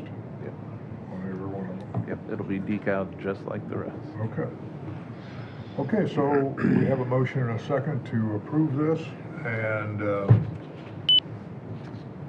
I'm not going to repeat your motion there, Scott, but I call for a vote. All in favor of that motion, please say aye. Aye. Aye. And then my second item was just to ask your approval to go ahead and include the replacement of the director's vehicle in the 2027 budget as well. That was on the list, the replacement schedule as well. The director's vehicle currently is a Dodge Durango, 100,000 miles on it. It has no issues, but it's getting up there in mileage. So that's also, like I said, on the schedule. So I was just looking Okay, so you'll be looking at acquiring this in 27. in yep, I'm looking maybe middle 27 But you want it to come from their budget, COMM cap. CUME cap, correct? Okay. Capital purchase. Okay. I like it when you come in and What do you guys think? I mean, to what needs to go in the COMM cap, because we don't remember all the, I mean, we don't know that 5 years from, or back, that we told you to do this. I know that sounds silly, but it's too many of them. My predecessors taught me well. That's right. So we need a motion here from either of you. I'll make a motion that we allow the replacement of the EMS director's vehicle in the 2027 budget. Are you gonna put a price ceiling on that, or? That's just a question you don't have, I'm not telling you you have. Yeah, we Just told don't. me to get it in there so I can start pricing. Okay. Yeah.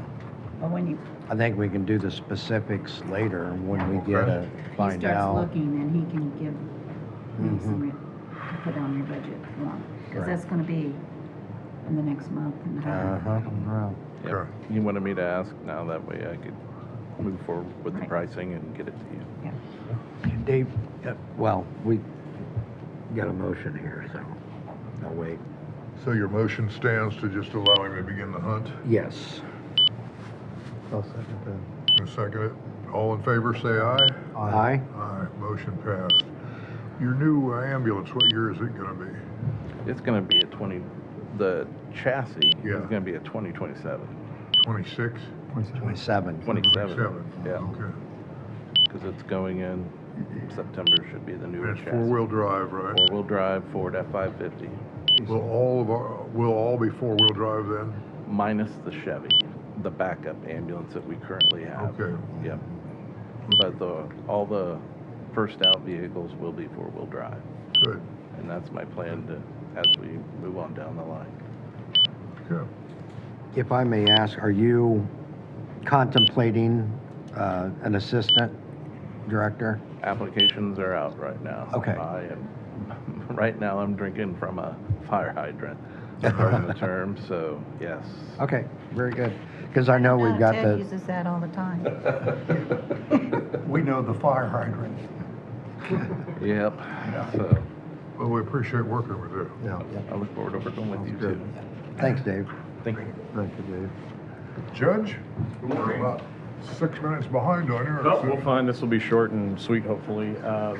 But first, I appreciate everything Mike does for the county and for the courthouse and for me. Being an '80s child, wrestling was huge as a kid.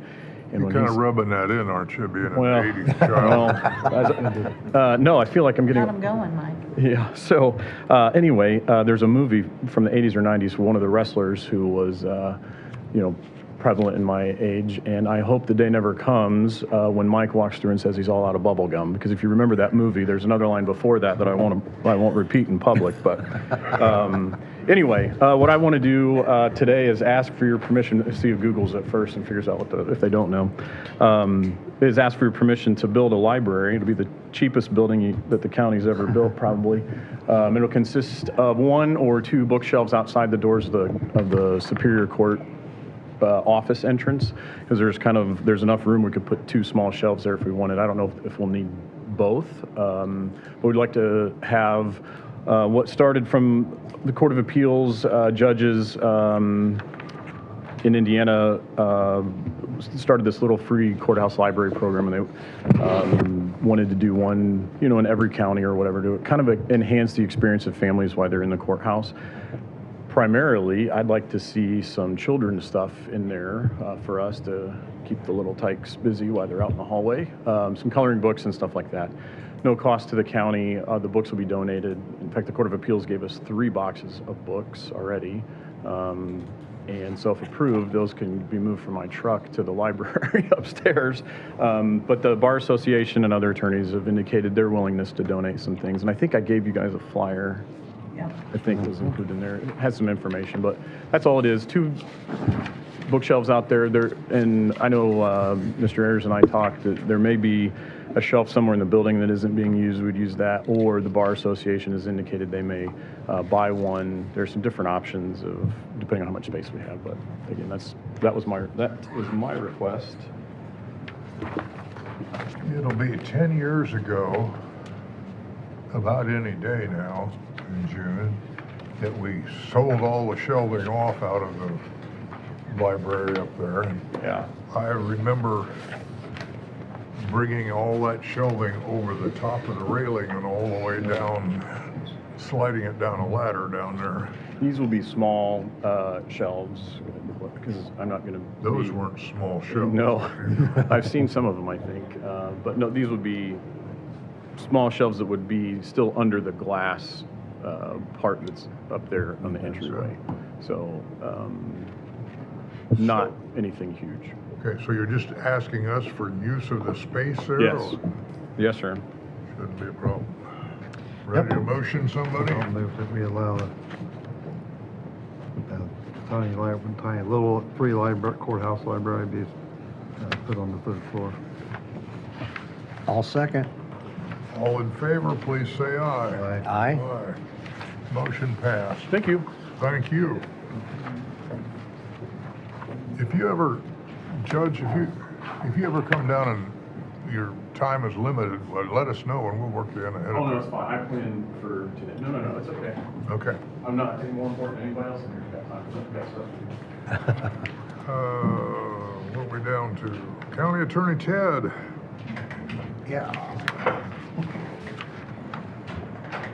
This is just for your information. I've been in a discussion with Cole Hickner on the details here.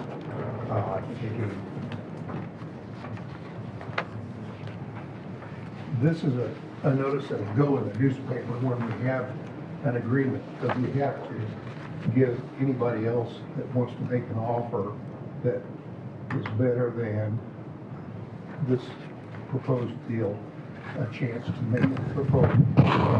It's a statutory requirement. We won't, yes. And then the next document is the draft, colored draft exchange agreement. And you got it. Okay. So what in looking at this, I don't want you to vote on this today. I've got some questions that have come up. Cole and I were not able to reconstruct exactly how we came to the 180, but because he's got a basis in that property. His company has a basis in that property, and when you exchange property, the cash portion, is subject to taxation and so forth. So the agreement needs to, as much for his accounting purposes, needs a breakdown of what our offer, or what we came to the 180 was. Did we consider, I know we considered the cost of the trucking of the dirt and the relocation of the ditch, okay?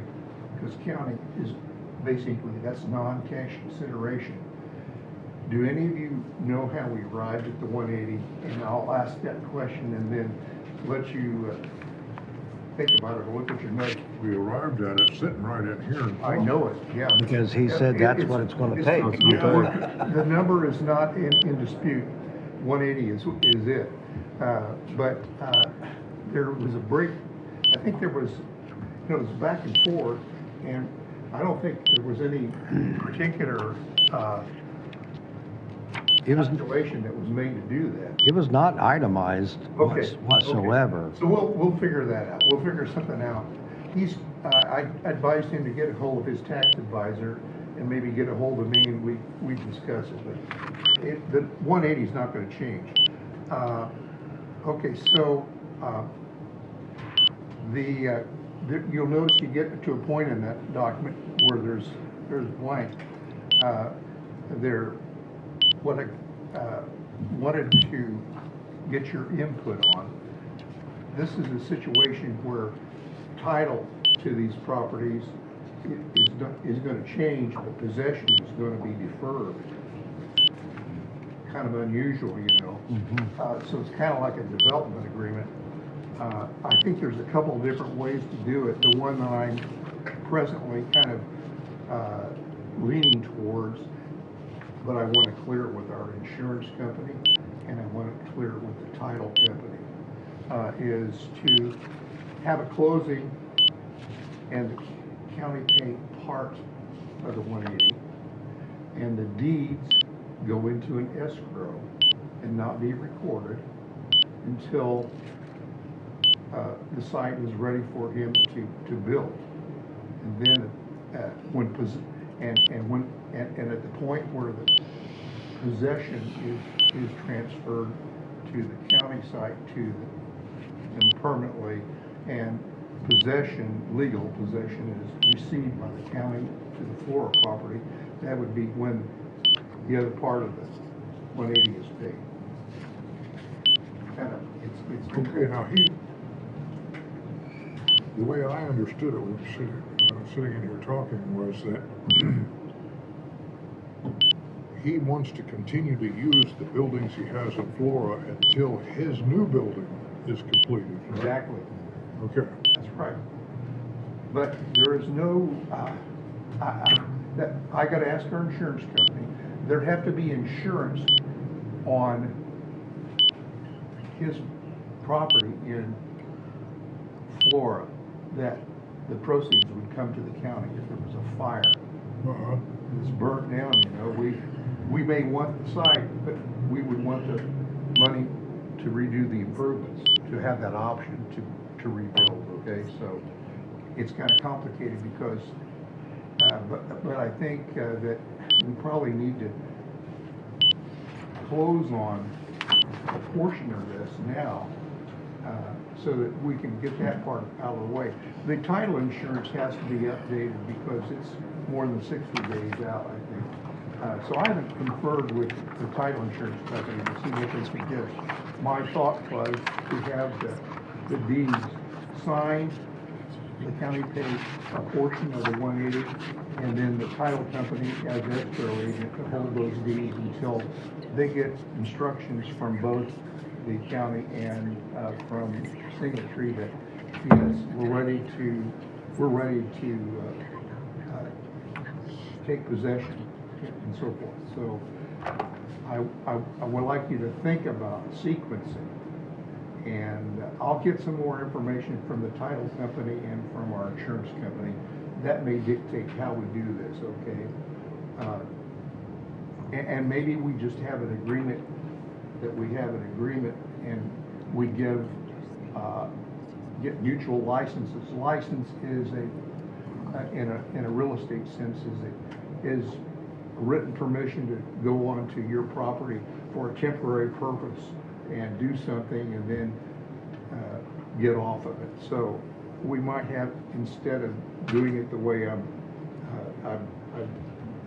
first thought of, is instead of doing that, is we give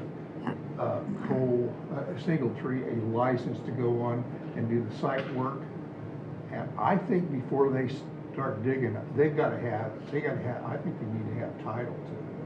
And I think that's where the money needs to get paid. But we'll cross that bridge when we come to it. And then we get a license to go on to the Singletree property and put a fence up.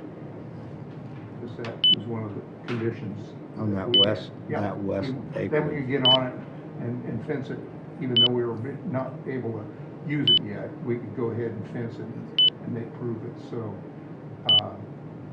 it's the sequencing, and so, he was okay with this idea of having money paid now to get it closed and have the deeds go in escrow and let this other work be done, and then settle up when he's ready to, I don't know. I don't think we want them putting buildings on the county home property until it's closed and the title is in their name and so forth. I think the insurance would be, we'd have to have a lease or some other thing to cover that. This doesn't happen very often, where you got an exchange and there's a development aspect to it that has to be done. So I just want you to think about that, and if you got any thoughts on it. So that's what I wanted to tell you about here. Do you have any questions right now for me about it?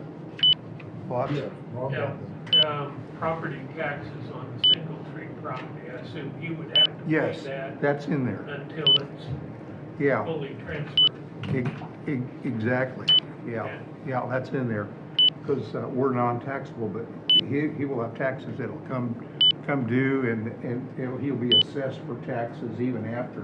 There'll be a split calculated by the assessor, and he'll be responsible for the taxes, and we'll be exempt. Yeah, to be 27, pay 28, I mean, because he'll still own it in 27. That's covered. So that's all I have right now. I'll share a copy of Bob, because he's been involved with a lot of development. This is more of a development contract almost than as much as it is an exchange. It's very rare. Okay, anything? I do have something to throw in on this. We have discussed the power line. Oh, yeah, I meant to bring that up. Okay. According to Cole, where the power line goes is exactly where he would like to build. Okay, so it is really in his way. He's gonna pay to redo it. And our EMC is on hold right now. Okay. Because they said, the county doesn't need three-phase. This is I'm getting there. You're getting there, okay. I've tried to call Cole several times this week and never got hooked up to him. I even went over to his office over there and couldn't find him. But anyway, at least half of the cost of moving the line is due to the factor that it's a three-phase line going across there. So I went over, excuse me, I couldn't imagine what we would have to have that's three-phase. And I went over there and looked around, and I couldn't find it on the air conditioners or anything like that, Went down the basement, this is of the manor, and there are two nice, relatively new boxes down there. One of them has a three-phase breaker in it. I mean, there is three-phase power in there to the breakers. And that breaker is on. Now, there's all kinds of things on that box that are listed as what they are, except the three-phase breaker, and it doesn't say anything as far as what it runs. But it is on. Now, the next box over has two three-phase breakers in it, and they're both off. So they're not running anything. Now, I brought this up out at our meeting of the Friends of Carroll Manor. And somebody, I don't remember who, said, well, maybe it's the elevator. I didn't think of that. I think it is. When we did, 3-4 years ago, when we sent the electrician and them out there to look at the wiring, they said something about the elevator, but they weren't sure if it actually had to be three-phase, but because it's so small. But I think it was the elevator that was operating on the three-phase. What? I think it's the elevator, if I remember right. Well, I had thought about sticking somebody in the elevator and going down and shutting Turn them off, so find out. Shutting the breaker off and seeing if it stopped the elevator. But, I'm not volunteering. you want to be the one in there? I said I'm not volunteering. So we have that hanging out there yet as far as the cost of the moving of the line. He's gonna pay it. Yeah. He was hoping though that he would only have to pay for half the amount because of the. REMC said, we don't see any need for it. I think that you've got it. Well, I don't know. can we? How do we is there a find way that to out? Put a converter on that, on a 3-phase? Yeah.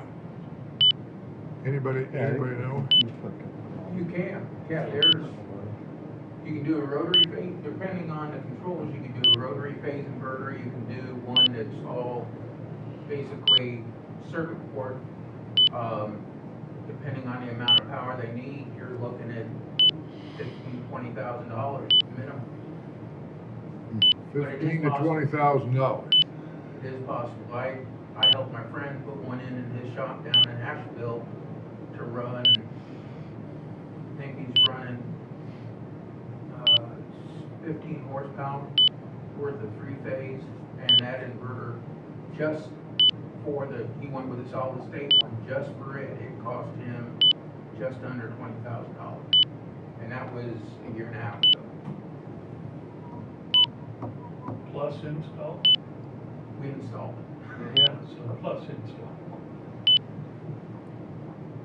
What does just a single-phase motor cost to replace it? Couldn't we just do that, throw away the old motor? Well, but depending on how your controls are set up in that too. It's usually cheaper to run, as the motors get bigger, to run a motor on 3-phase than it is to run a single phase. You're saying that the cost of the power to run the elevator is cheaper as a 3-phase than it is as a single phase? Motors are cheaper. Huh? Motors are cheaper too, they're not as big. The motors of a 3-phase is cheaper than a single phase? Is that right, Jack? Okay, this is out of my bailiwick, I don't know. It's been a long time, but Oh. Well, so you've talked to Cole about this, and Yes. he says, I'm gonna pay for it to move it. Yeah. He's ready to, I guess I would like for you to vote on that, and,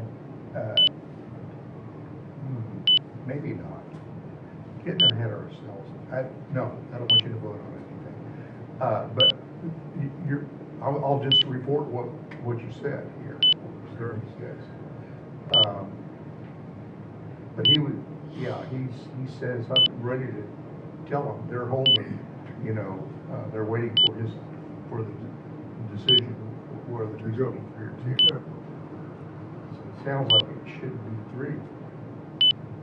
What was the last thing you It said? should be 3-phase, then stay 3-phase. 3-phase. Because of the elevator. Okay. Anybody else have an idea as what we could do? You say the elevator company's after the they was there, can't you call the elevator company and ask them numbers, what can we do? They were working on the elevator when it was after their day. They would be the most knowledgeable, I would think, as to what the They've been out and requirements worked on are. it not that long ago. Something else changes, you can get problems. Yeah.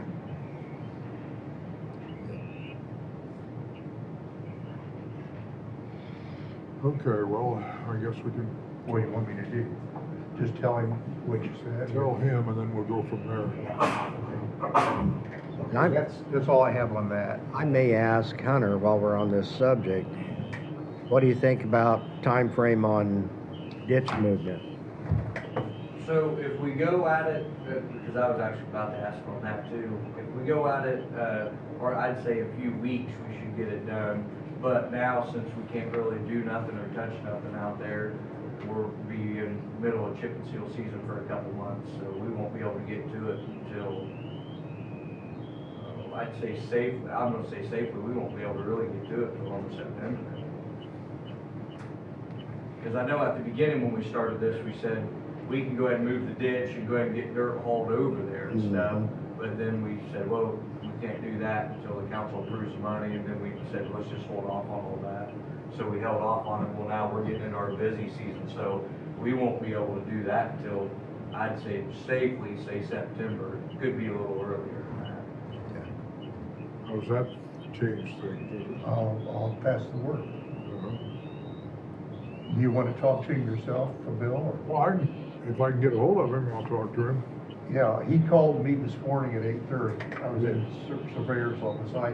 I reached out to him late last week when I saw, I don't really have how we came up with 180, but that's what it is. He said, I think you took into consideration the numbers of the cost for the excavation and trucking the dirt, but there wasn't any specific dollar amount placed on anything. It was just a number, so. We talked about that, but that never was part of it. We didn't actually calculate anything using Right. those numbers. Right. Got it. Okay, that's all I've got. Okay, but he said he was gonna pay for it. Is that what I put in here, or that you're gonna go talk to him? Oh, no, he said he needs to know whether it needs to stay three-phase or not. No, I'm at the payment. You To said he move was it. going to pay for it, the moving of. Yes. He's indicated he knows he's responsible for paying for it, the Okay. movement of it. It's part of the site work. Yeah. In fact, that was discussed at the meeting that came to the number even. We were assuming that the two items on the trucking of the dirt and relocation of the ditch, but you drew the line at changing the rerouting, or redoing the Olympic. Because we didn't talk about that with him. Right. Because we didn't talk about that with him, we talked about that with us. Was it? Okay. Scott went out there, and I think we didn't mention The the cost of the it. line moving? Up to him. Well, I Wasn't brought up. I brought it up, and he said, I just need to know whether it needs to stay three-phase or not. He said it will save the county over time if we don't need three-phase at all. He possibly might want three-phase sometime. Yeah, that's true. Now, Scott, when you were out there with the representative of RMC, did they give you any idea of if there's a surcharge to us because of having three-phase out there? Yeah, they said it's more expensive having three-phase, and he didn't think that it was a necessity, but he didn't say anything, he didn't go in the building and say, oh yeah, you've got an elevator, so you need it. So Well, I'd never even thought of the elevator till our meeting this week, and all of a sudden, I bet. Well, it only makes me question that is when we had the store there in Flora. That's three-phase of that building, and you never needed it. Never used it a bit, and we paid probably at least $600 a month upcharge. More. Yeah, because of that three-phase being hooked in there, even though we didn't use it. And when I pursued it, it was going to be awfully expensive to get rid of it. Somehow back there when Parrott had it, he thought he was going to need three-phase power, so he had them put it in. Oh, I know what it was. The air conditioners and everything there, he bought out of an old hotel, and they were all three-phase. So he wanted them to run off of three-phase. Then I think he replaced some of those air conditioners and didn't need it anymore. So we got kind of into a deal there. What I'm wondering about is, how much is the county paying extra per month? To have. Yeah. And I don't know anything about this stuff. I'm just gathering snippets here that I've run into. Would we be cheaper over a year's time to get rid of the three-phase and put in a converter, or 2-year time, or I don't know. Is there a way you can call that? Do you know that guy that was out there with you? Is he somebody that you know? Yeah, Beamer. Trying to think of his name. Aaron? Corbin. Yeah, Corbin. He would help you as much as he possibly could. He's one of the better people around. I agree, yeah. He's great. Well, that's good to know. We Yeah, can pull the bill too, Yeah. couldn't we? For the Carroll Manor, just to see. I'll get a hold of Corbin, see what he And says. what it costs to get it converted or get it converted on the elevator. Okay, I think we beat this hog around, or no? This next one is just informational only. The discussion, have some of you called by somebody from APC about nuisance. And we looked at this a few boards ago. I just wanted to refresh your recollection on Indiana code on nuisances. Nuisances are a civil matter, private civil matter between the person that's causing the nuisance and the person that's being affected by the nuisance. And that's the definition of what a nuisance is. This is the statute on the persons that can bring an action for a nuisance, which any person can. And then the third one is the remedies. So counties, unlike some things, are not obligated by statute to do anything about nuisances. They are, unlike emergency medical services, counties are responsible by statute for providing emergency medical services. In fact, emergency medical services is one of the things that in Indiana, all units of government are responsible for. So I think they made it so that you would cooperate, in coming up with a system of providing emergency medical services. It started out with volunteers, funeral directors, and then volunteers with a professional ambulance service, and then all professional ambulances. And so that's an example of something that the statute says counties are responsible for. Another one is building inspection. Counties are responsible for building inspections of 1 and 2 family dwellings. The state of Indiana, Homeland Security, does inspections of commercials and industrials. And they don't do the 1 and 2 family dwellings. We do not have building inspection in Carroll County. And that is a state law that responsibility is counties for building inspection. So before you get into the nuisance business, you better get into the building inspection business. That's all I've got to say. Well said.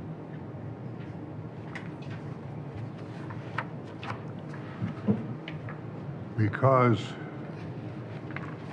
the nuisance falls under a building inspector, is that how that would work, or? Well, how you handle that, you could. The only county I'm familiar with is Clinton County. They used to tell their area plan director, you're going to also do the nuisances. And Plan Commission said, no, that's not in the area plan statutes. Carroll County has a statute that says it's the area plan director and the sheriff, I think, so we, all of our nuisance, what we have on the book in terms of code kind of duplicates the state. And so I think you should really focus on, instead of nuisances, if there's public health and the health department's involved, the health statutes are really specific, on public health problems. And unsafe buildings that are going to fall down and fall into the county road, or that are going to fall onto somebody else's an occupied structure. Unsafe buildings, we have unsafe building law, and Carroll County has adopted the unsafe buildings. So those two are covered, and they are our responsibility. though as a county, but the nuisances aren't. And the building inspection, well, is getting to, what they did was they did hire an inspector that does the nuisances. And I don't know if they have a building inspector that is separate or apart. The towns sometimes employ building inspectors on a contract basis or on a per inspection basis. I don't know if the incorporated towns in Carroll County do that or not, or if they do their own building inspections. So it's something that would have to be studied, you know, and involve the, you know, what would it cost, what, and so forth. So, but, so did I answer your question? I think so. Okay. I just wanted to give you that information, and if there, I think it's great that we're updating the zoning ordinances. That's kind of been a bother, that we have been, you know, the laws, state laws have changed, and we haven't updated our code since it was originally done. Can I back you up on the building inspections? So, that was a topic of discussion at our last APC meeting. Just the idea and the concept of it, that it probably is technically required. So my suggestion would be, rather than hiring a full-time inspector and add an additional employee, it'd be something similar to how we get approvals from the health department. You know, they hire their own soil scientist, it provides them with feedback, and they approve the soil plan, right? So maybe get like a list of local inspectors, 3 or 4 that would be approved, local inspectors, and new from some point forward in the near future, new residential construction. Before I would sign off on the building plans and permits, they would have to have identified who they're going to have being inspectors. Because mortgage companies and VA loans and things that are happening right now, they're already having inspections done. They just have no requirement to provide me with copies of the satisfactory inspections.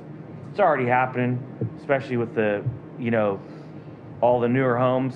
A lot of them are probably getting some sort of inspection done anyway. Just there's nothing that says that they have to give me a copy of it. I don't have a whole lot of knowledge in this, but, you know, I would say, because they say I go out and do footer inspections. I'm not a licensed building inspector, so I'm like, no. I'm just coming and checking to make sure there's a footer. You know, like I'm just kind of like trying to help make sure that there's something's being done and it's not being, corners aren't being cut on that. And that's more for the property owner's benefit. And then when I do that, I'm actually checking, well, I'm not really checking the footer. I'm looking to see if there's a footer. And if it looks to be deep enough, I don't generally give too much feedback on that. I'm checking the placement of the structures, more what I'm looking at. If it's too close to the property owner, it looks like it is, we have an opportunity to move it. So, and then I do a final zoning compliance inspection, which is essentially just looking around the outside. And, you know, they said they're going to build a house. A lot of times I'll go out, there's a huge deck and a carport that they didn't put on their original building permit. Not a huge deal. We fix that, you know, afterwards. So they say that I'm doing inspections, but I'm not a licensed building inspector. So it wouldn't be too big of a stretch. Any new home construction, residential home construction, they would have to have 1 and 2 family. 1 and 2 family, yeah. Anything else would be considered like would fall under the commercial inspections, right? So that we're talking, you know, a duplex or any standard new home. So you're getting a portable shed installed, or you're doing something like that. In my vision, I don't think we would require inspections on that stuff. That'd be up to them to follow any state building codes, the contractor and the property owner. So, and we were talking about it at the APC meeting. We think that we can just make that a rule through the APC commission that I will start that process. I don't know if that's indeed how it works, or if you guys would have to make some sort of decision, you know, delegating me to do it, or the APC to do it. Yeah, I don't know, that's more of a Cindy question. I don't know what the APC can do in that regard, how far they can go. I think if we were gonna have a full-time employee doing it, that would definitely involve everybody else. Oh, yeah. But I think no different than, you know, when somebody comes in and says, hey, I need a survey done on my property because I want to have some property split. I'd be like, well, there's a list. I don't give recommendations.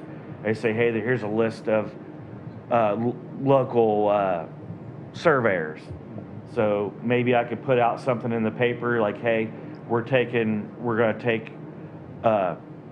take in local licensed building inspectors. There's people that live in Carroll County that are building inspectors that do it for Cass County and stuff like that. So we could say, you can compile a list and be on the property owner or the builder to book, schedule, and pay for those inspections. And then all I need is a report from the inspector saying that they've met all the requirements. And I think that would cover it, right? Yeah. So it'd be on the property owner. They could find the cheapest or the most convenient inspector available and probably cover it, I guess. I think the health department has a list of septic contractors. Right, same deal, yeah. I don't know if they have to, yes, they do, our sewer, our on-site sewage disposal system ordinance, and it's part of the county code, requires that be an approved. So I think we do the same thing with building inspection. It might be something worth getting with Cindy about and see what either way, I'm fine with it. One of the board APC members wanted to have like inspections for every single thing that anybody would possibly ever do. I think that would be a knee-jerk reaction and probably be overkill. I think it's very reasonable for new residential, and I could manage that no problem without hiring a new person or whatever. So that's all I've got on. And then that's something we can work on in the process of while we're doing our zoning and comprehensive plan update. In inspections, would you include things like additions? That'd be considered Certainly new. could, yeah. Just that portion, you know, not going to throw the whole house, you know, because I think it's like garages too, attached garages. Right. Detached garages. Detached garages, I see no reason if it's so far from the house because of fire. Right, yeah. It's all boils down to safety. So now I don't know what the minimum requirements for that inspection would be. I'd have to get a licensed building inspector and ask them because they'd probably know that, hey, you got to have at least, this is the minimum, you know, probably footers. Some counties go way above and beyond, but footers, sometimes they framing, electrical, and plumbing. And I think those are the four main ones. The rest of them, it's just kind of, they might add additional stuff on. It's probably way above and beyond. Like, I'm not going to inspect somebody's gutters or windows and things like that, or roofing or whatever. I don't see any point in that if we don't have to. All right. Thank you. Thank you, Mike. Okay. We have, okay. Do we have an update on where we are with the survey on the fairgrounds? But before that, Jeff has sat through 2 meetings, and he needs to get his 10th Street. Did you talk to your neighbors? Yeah.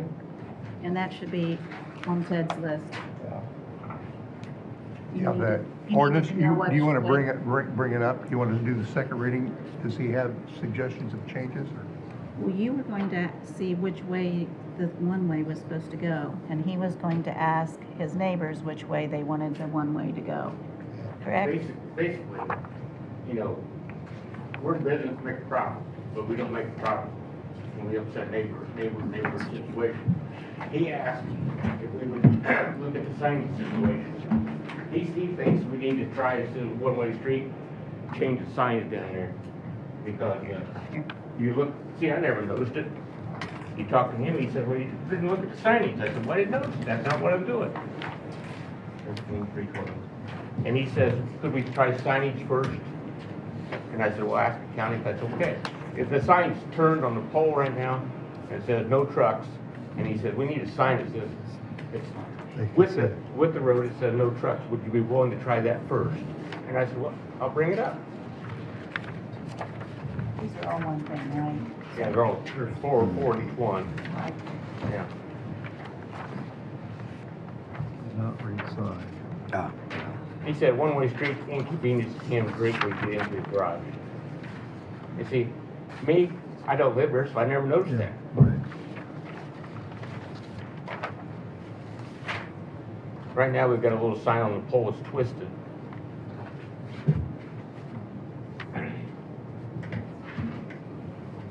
And see, from my point of view, I never even noticed the sign was there.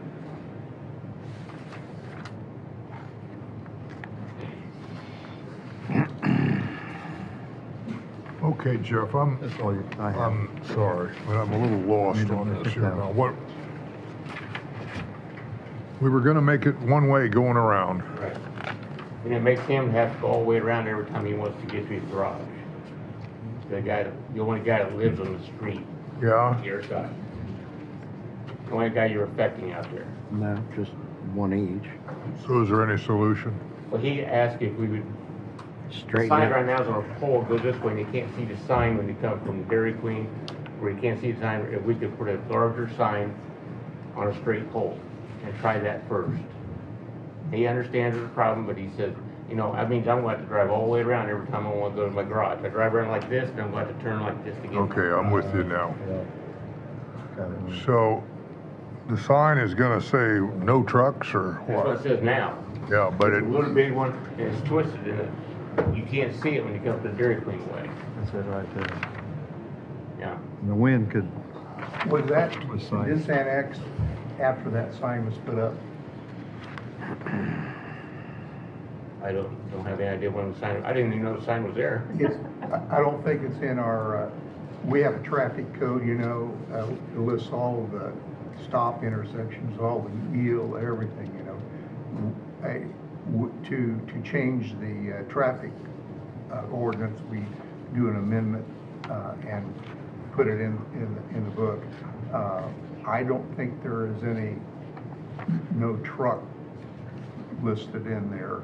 So I'm assuming we would have to do an ordinance that would prohibit trucks.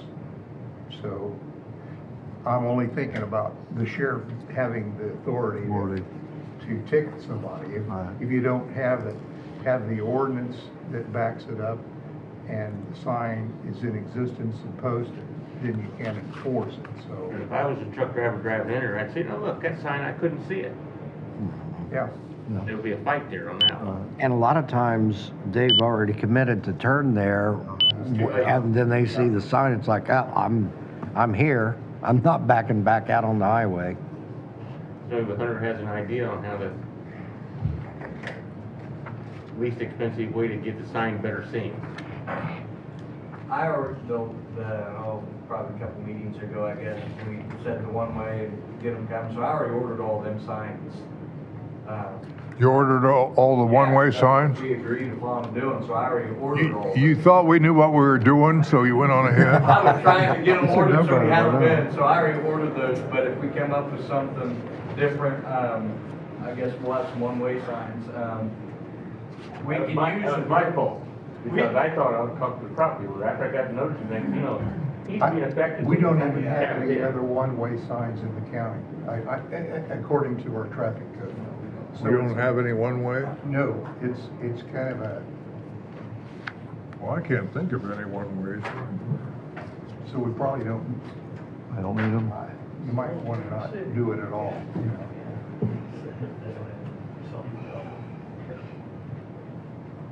But we can get a bigger sign or something for the trucks, right? Well, we need to, yeah, like Jeff's saying, if we get a bigger sign that says no trucks.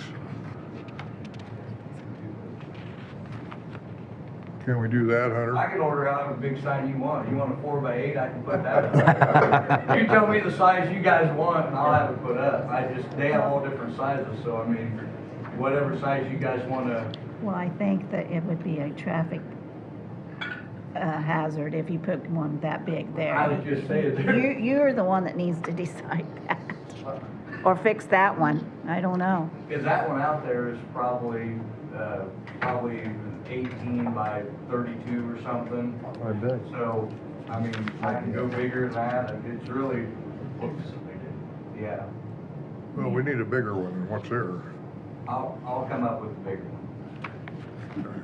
I'll put And it'll have to be reset so that you can see it. Yeah. We'll see how that works.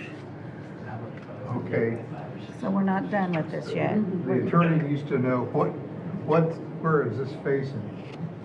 What way is it facing? Does it regulate southbound, northbound, even need eastbound, it? and westbound traffic on what Do we street? even need Be northbound on 42118,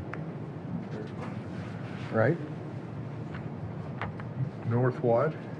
Well, it would be 10th Street. the main, well, it's 10th Street, but it's traffic coming off 42118, Yeah. the main road. But do we even need this now? I mean, if the sign is already there and established, wouldn't you just replace the sign? So There's this, still no way of enforcing it, just a sign. I don't know what you got in your hand, but I can't enforce it. this is to put a one-way thingy.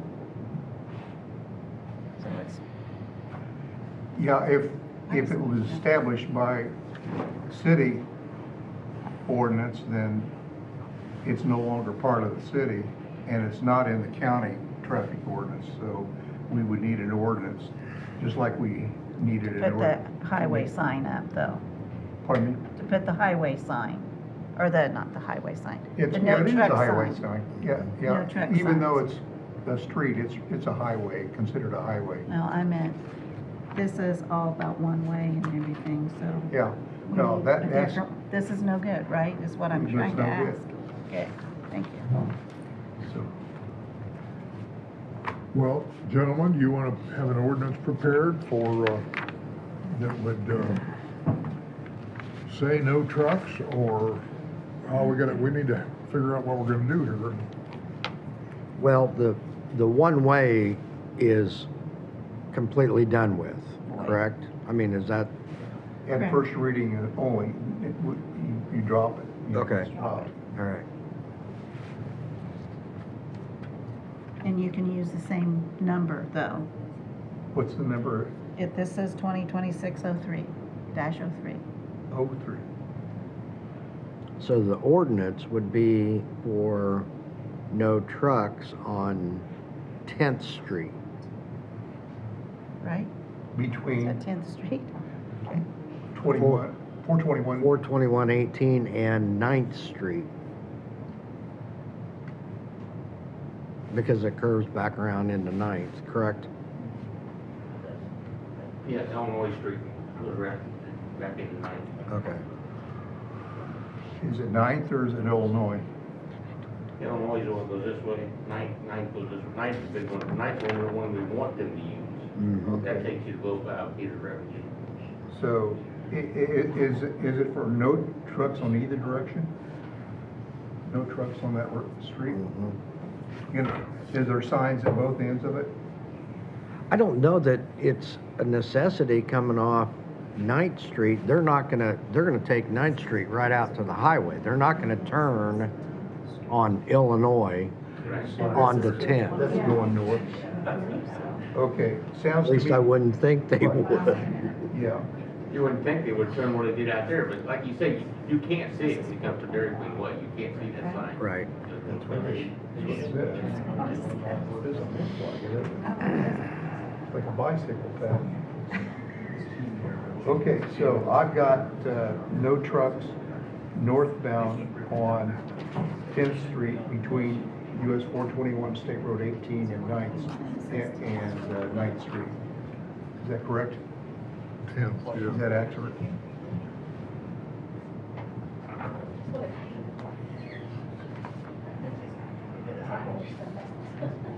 Oh, no, this one picture just, I was showing him, said 421 and 10th Street. Is that right? 10th Street's the one you turn on 421. Okay. We don't want trucks on. That's what it says. Got it. Got it. I'll bring an ordinance next week. Okay. Have we got that one worked out? Everybody? What, Hunter? Just to sum it up, do you have a preference on what size, or you wanna leave that poll? I think you better wait until, don't you think you should wait to order it? You know, you might have somebody else come up. You got You that got a pretty, big sign that, Okay, wait you got those signs pretty for a quick. time. you don't want to create a traffic hazard, you know, a sight distance thing for somebody.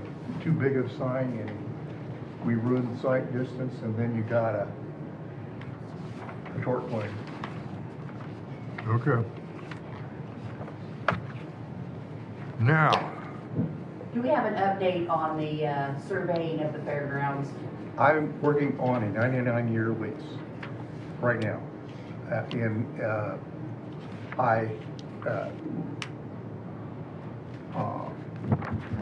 We don't. Miriam left, I was gonna tell her, I want to get together with her and with the town attorney on a phone call, so we can get this done. We probably gonna need, are you the extension? I'm the ag educator, yeah, CED for the county. Okay, are you the one that Miriam copied on the emails? I have been, yeah. Okay, well, I've got a document that I'm editing right now that I've got from another location. So, I will be editing that and getting it out for Miriam to look at, and you to look at, and for the town attorney to look at. I don't have any questions right now, but I'm sure I will have questions when we get into it as to what we need to put in. The issues that I am wondering about, and you would be the person to know, we not only need to have a 99-year lease to these parcels, we also need to be able to park, right, in park property off those parcels. During fair. See, that's forest property, so it also needs to say parking, you know. So you might want to think about editing an aerial photo and think, where does everybody park in the fair? We don't want there to violate the town's right. Well, you can't park here because it's not in the lease. Well, but on part of that too is not all of the fair is just 4-H. Part of that fair is the town's portion of the fair too. So you're not going to be able to say, oh, well, this is a 4-H. Well, we want and the this is right. a- We want the right to have 4-H fair parking there, Yeah, wherever they park cars. yeah. Well, Okay. that's true, but you're not going to be able, because you have the baseball going on at that time, and you've got those people that aren't affiliated with the 4-H that are parking out there, so. The second thing I thought of in advance is that new restrooms. Yes. They'll be on the footprint of one of these parcels. Yes. Yeah. And I assume that the town is going to want to have access to those restrooms.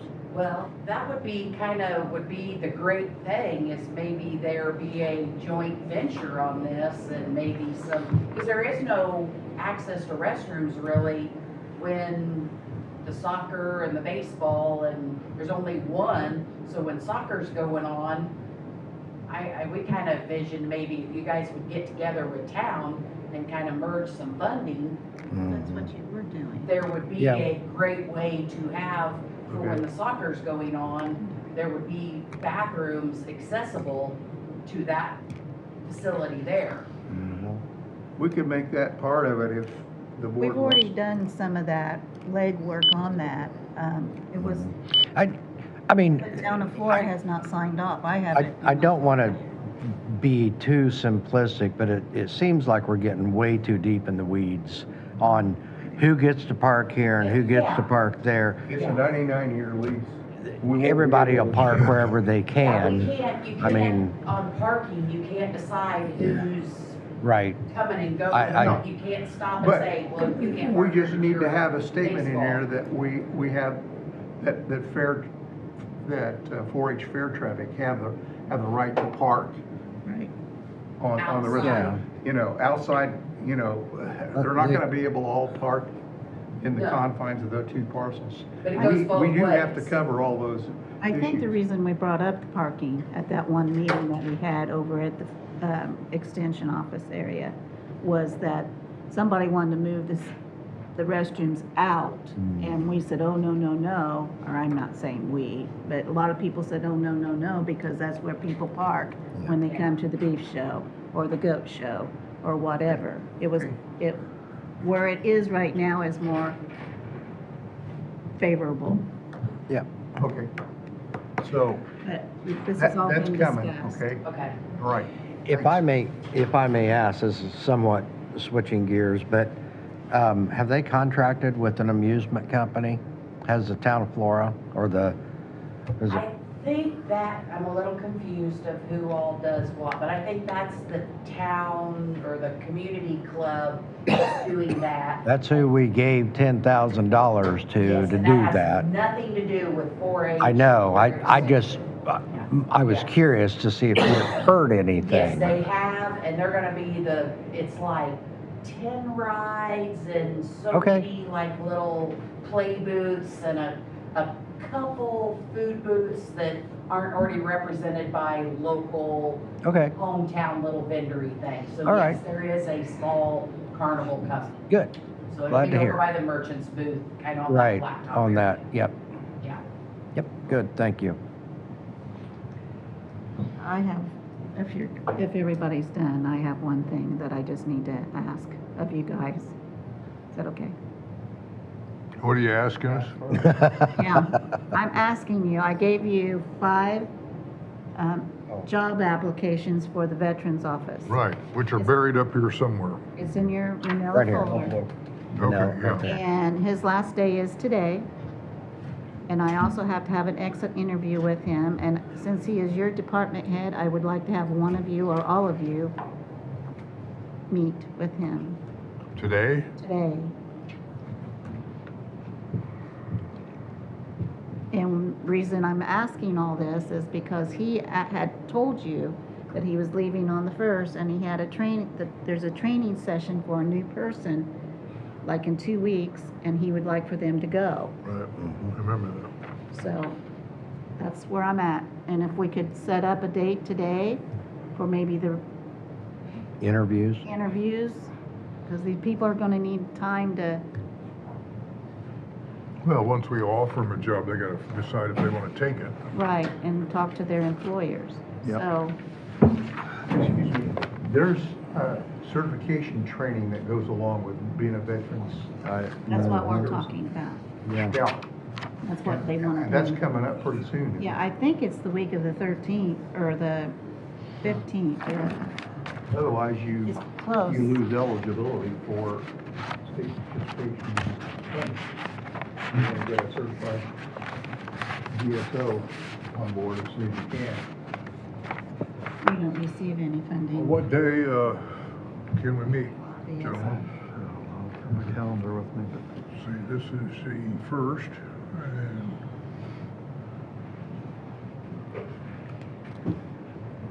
I don't know if any day this week that I am booked at all other than this afternoon. The other, I'm just saying, State Board of Accounts is going to be coming in tomorrow. I just found that out this morning. They're gonna be coming in tomorrow. Yeah, we're going to be audited for the 2025. You guys like to So- know that, Sharon? Is that something I need to meet with them?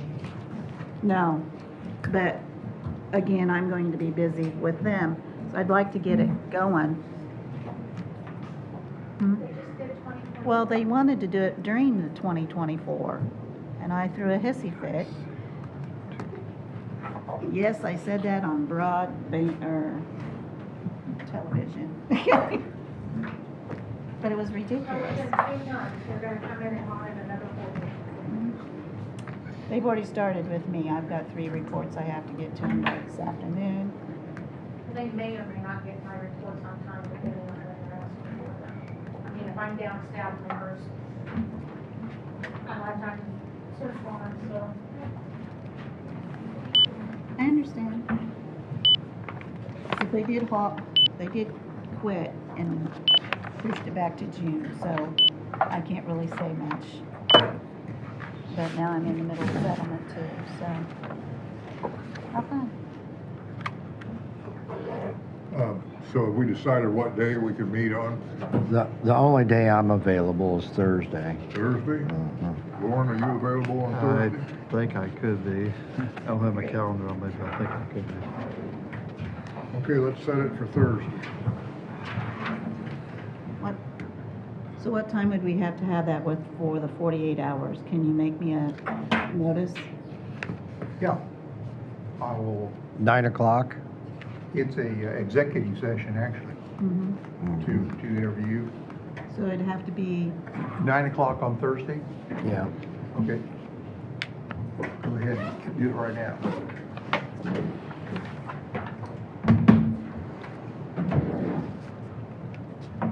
How long, that will work how long do we if I usually get give it them? today and I can get it out.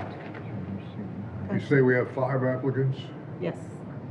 And how long would you like each That was my question. interview? I think half an hour is I think that's what typical. we've been doing. As I recall, that they can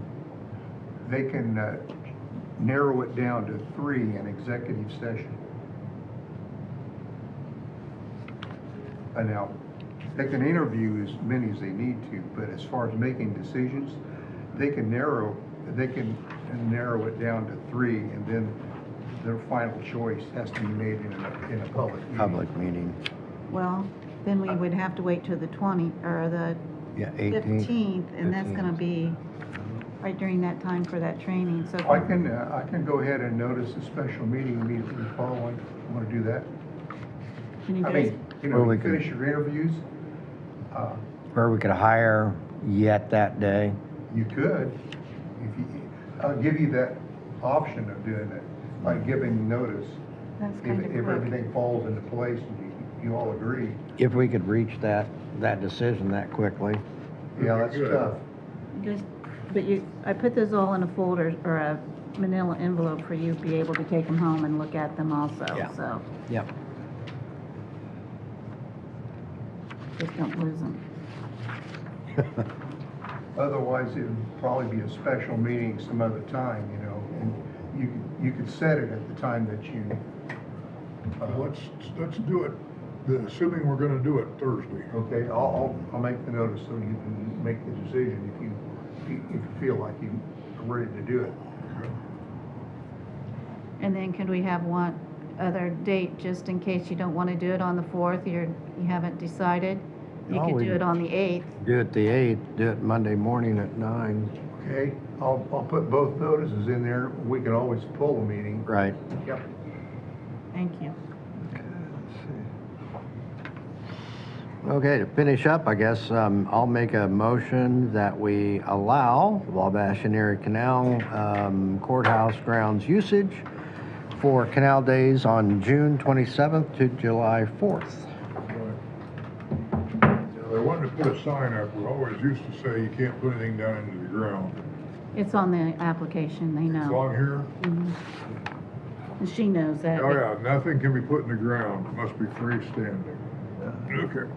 I'll second Scott's. You'll second, all in favor, say aye. Aye. Aye.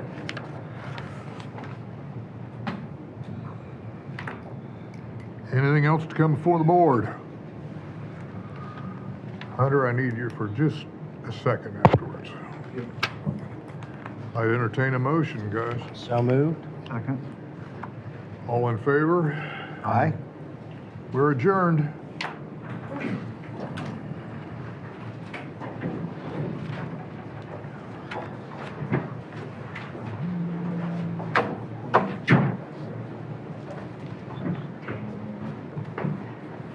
talking about the pole?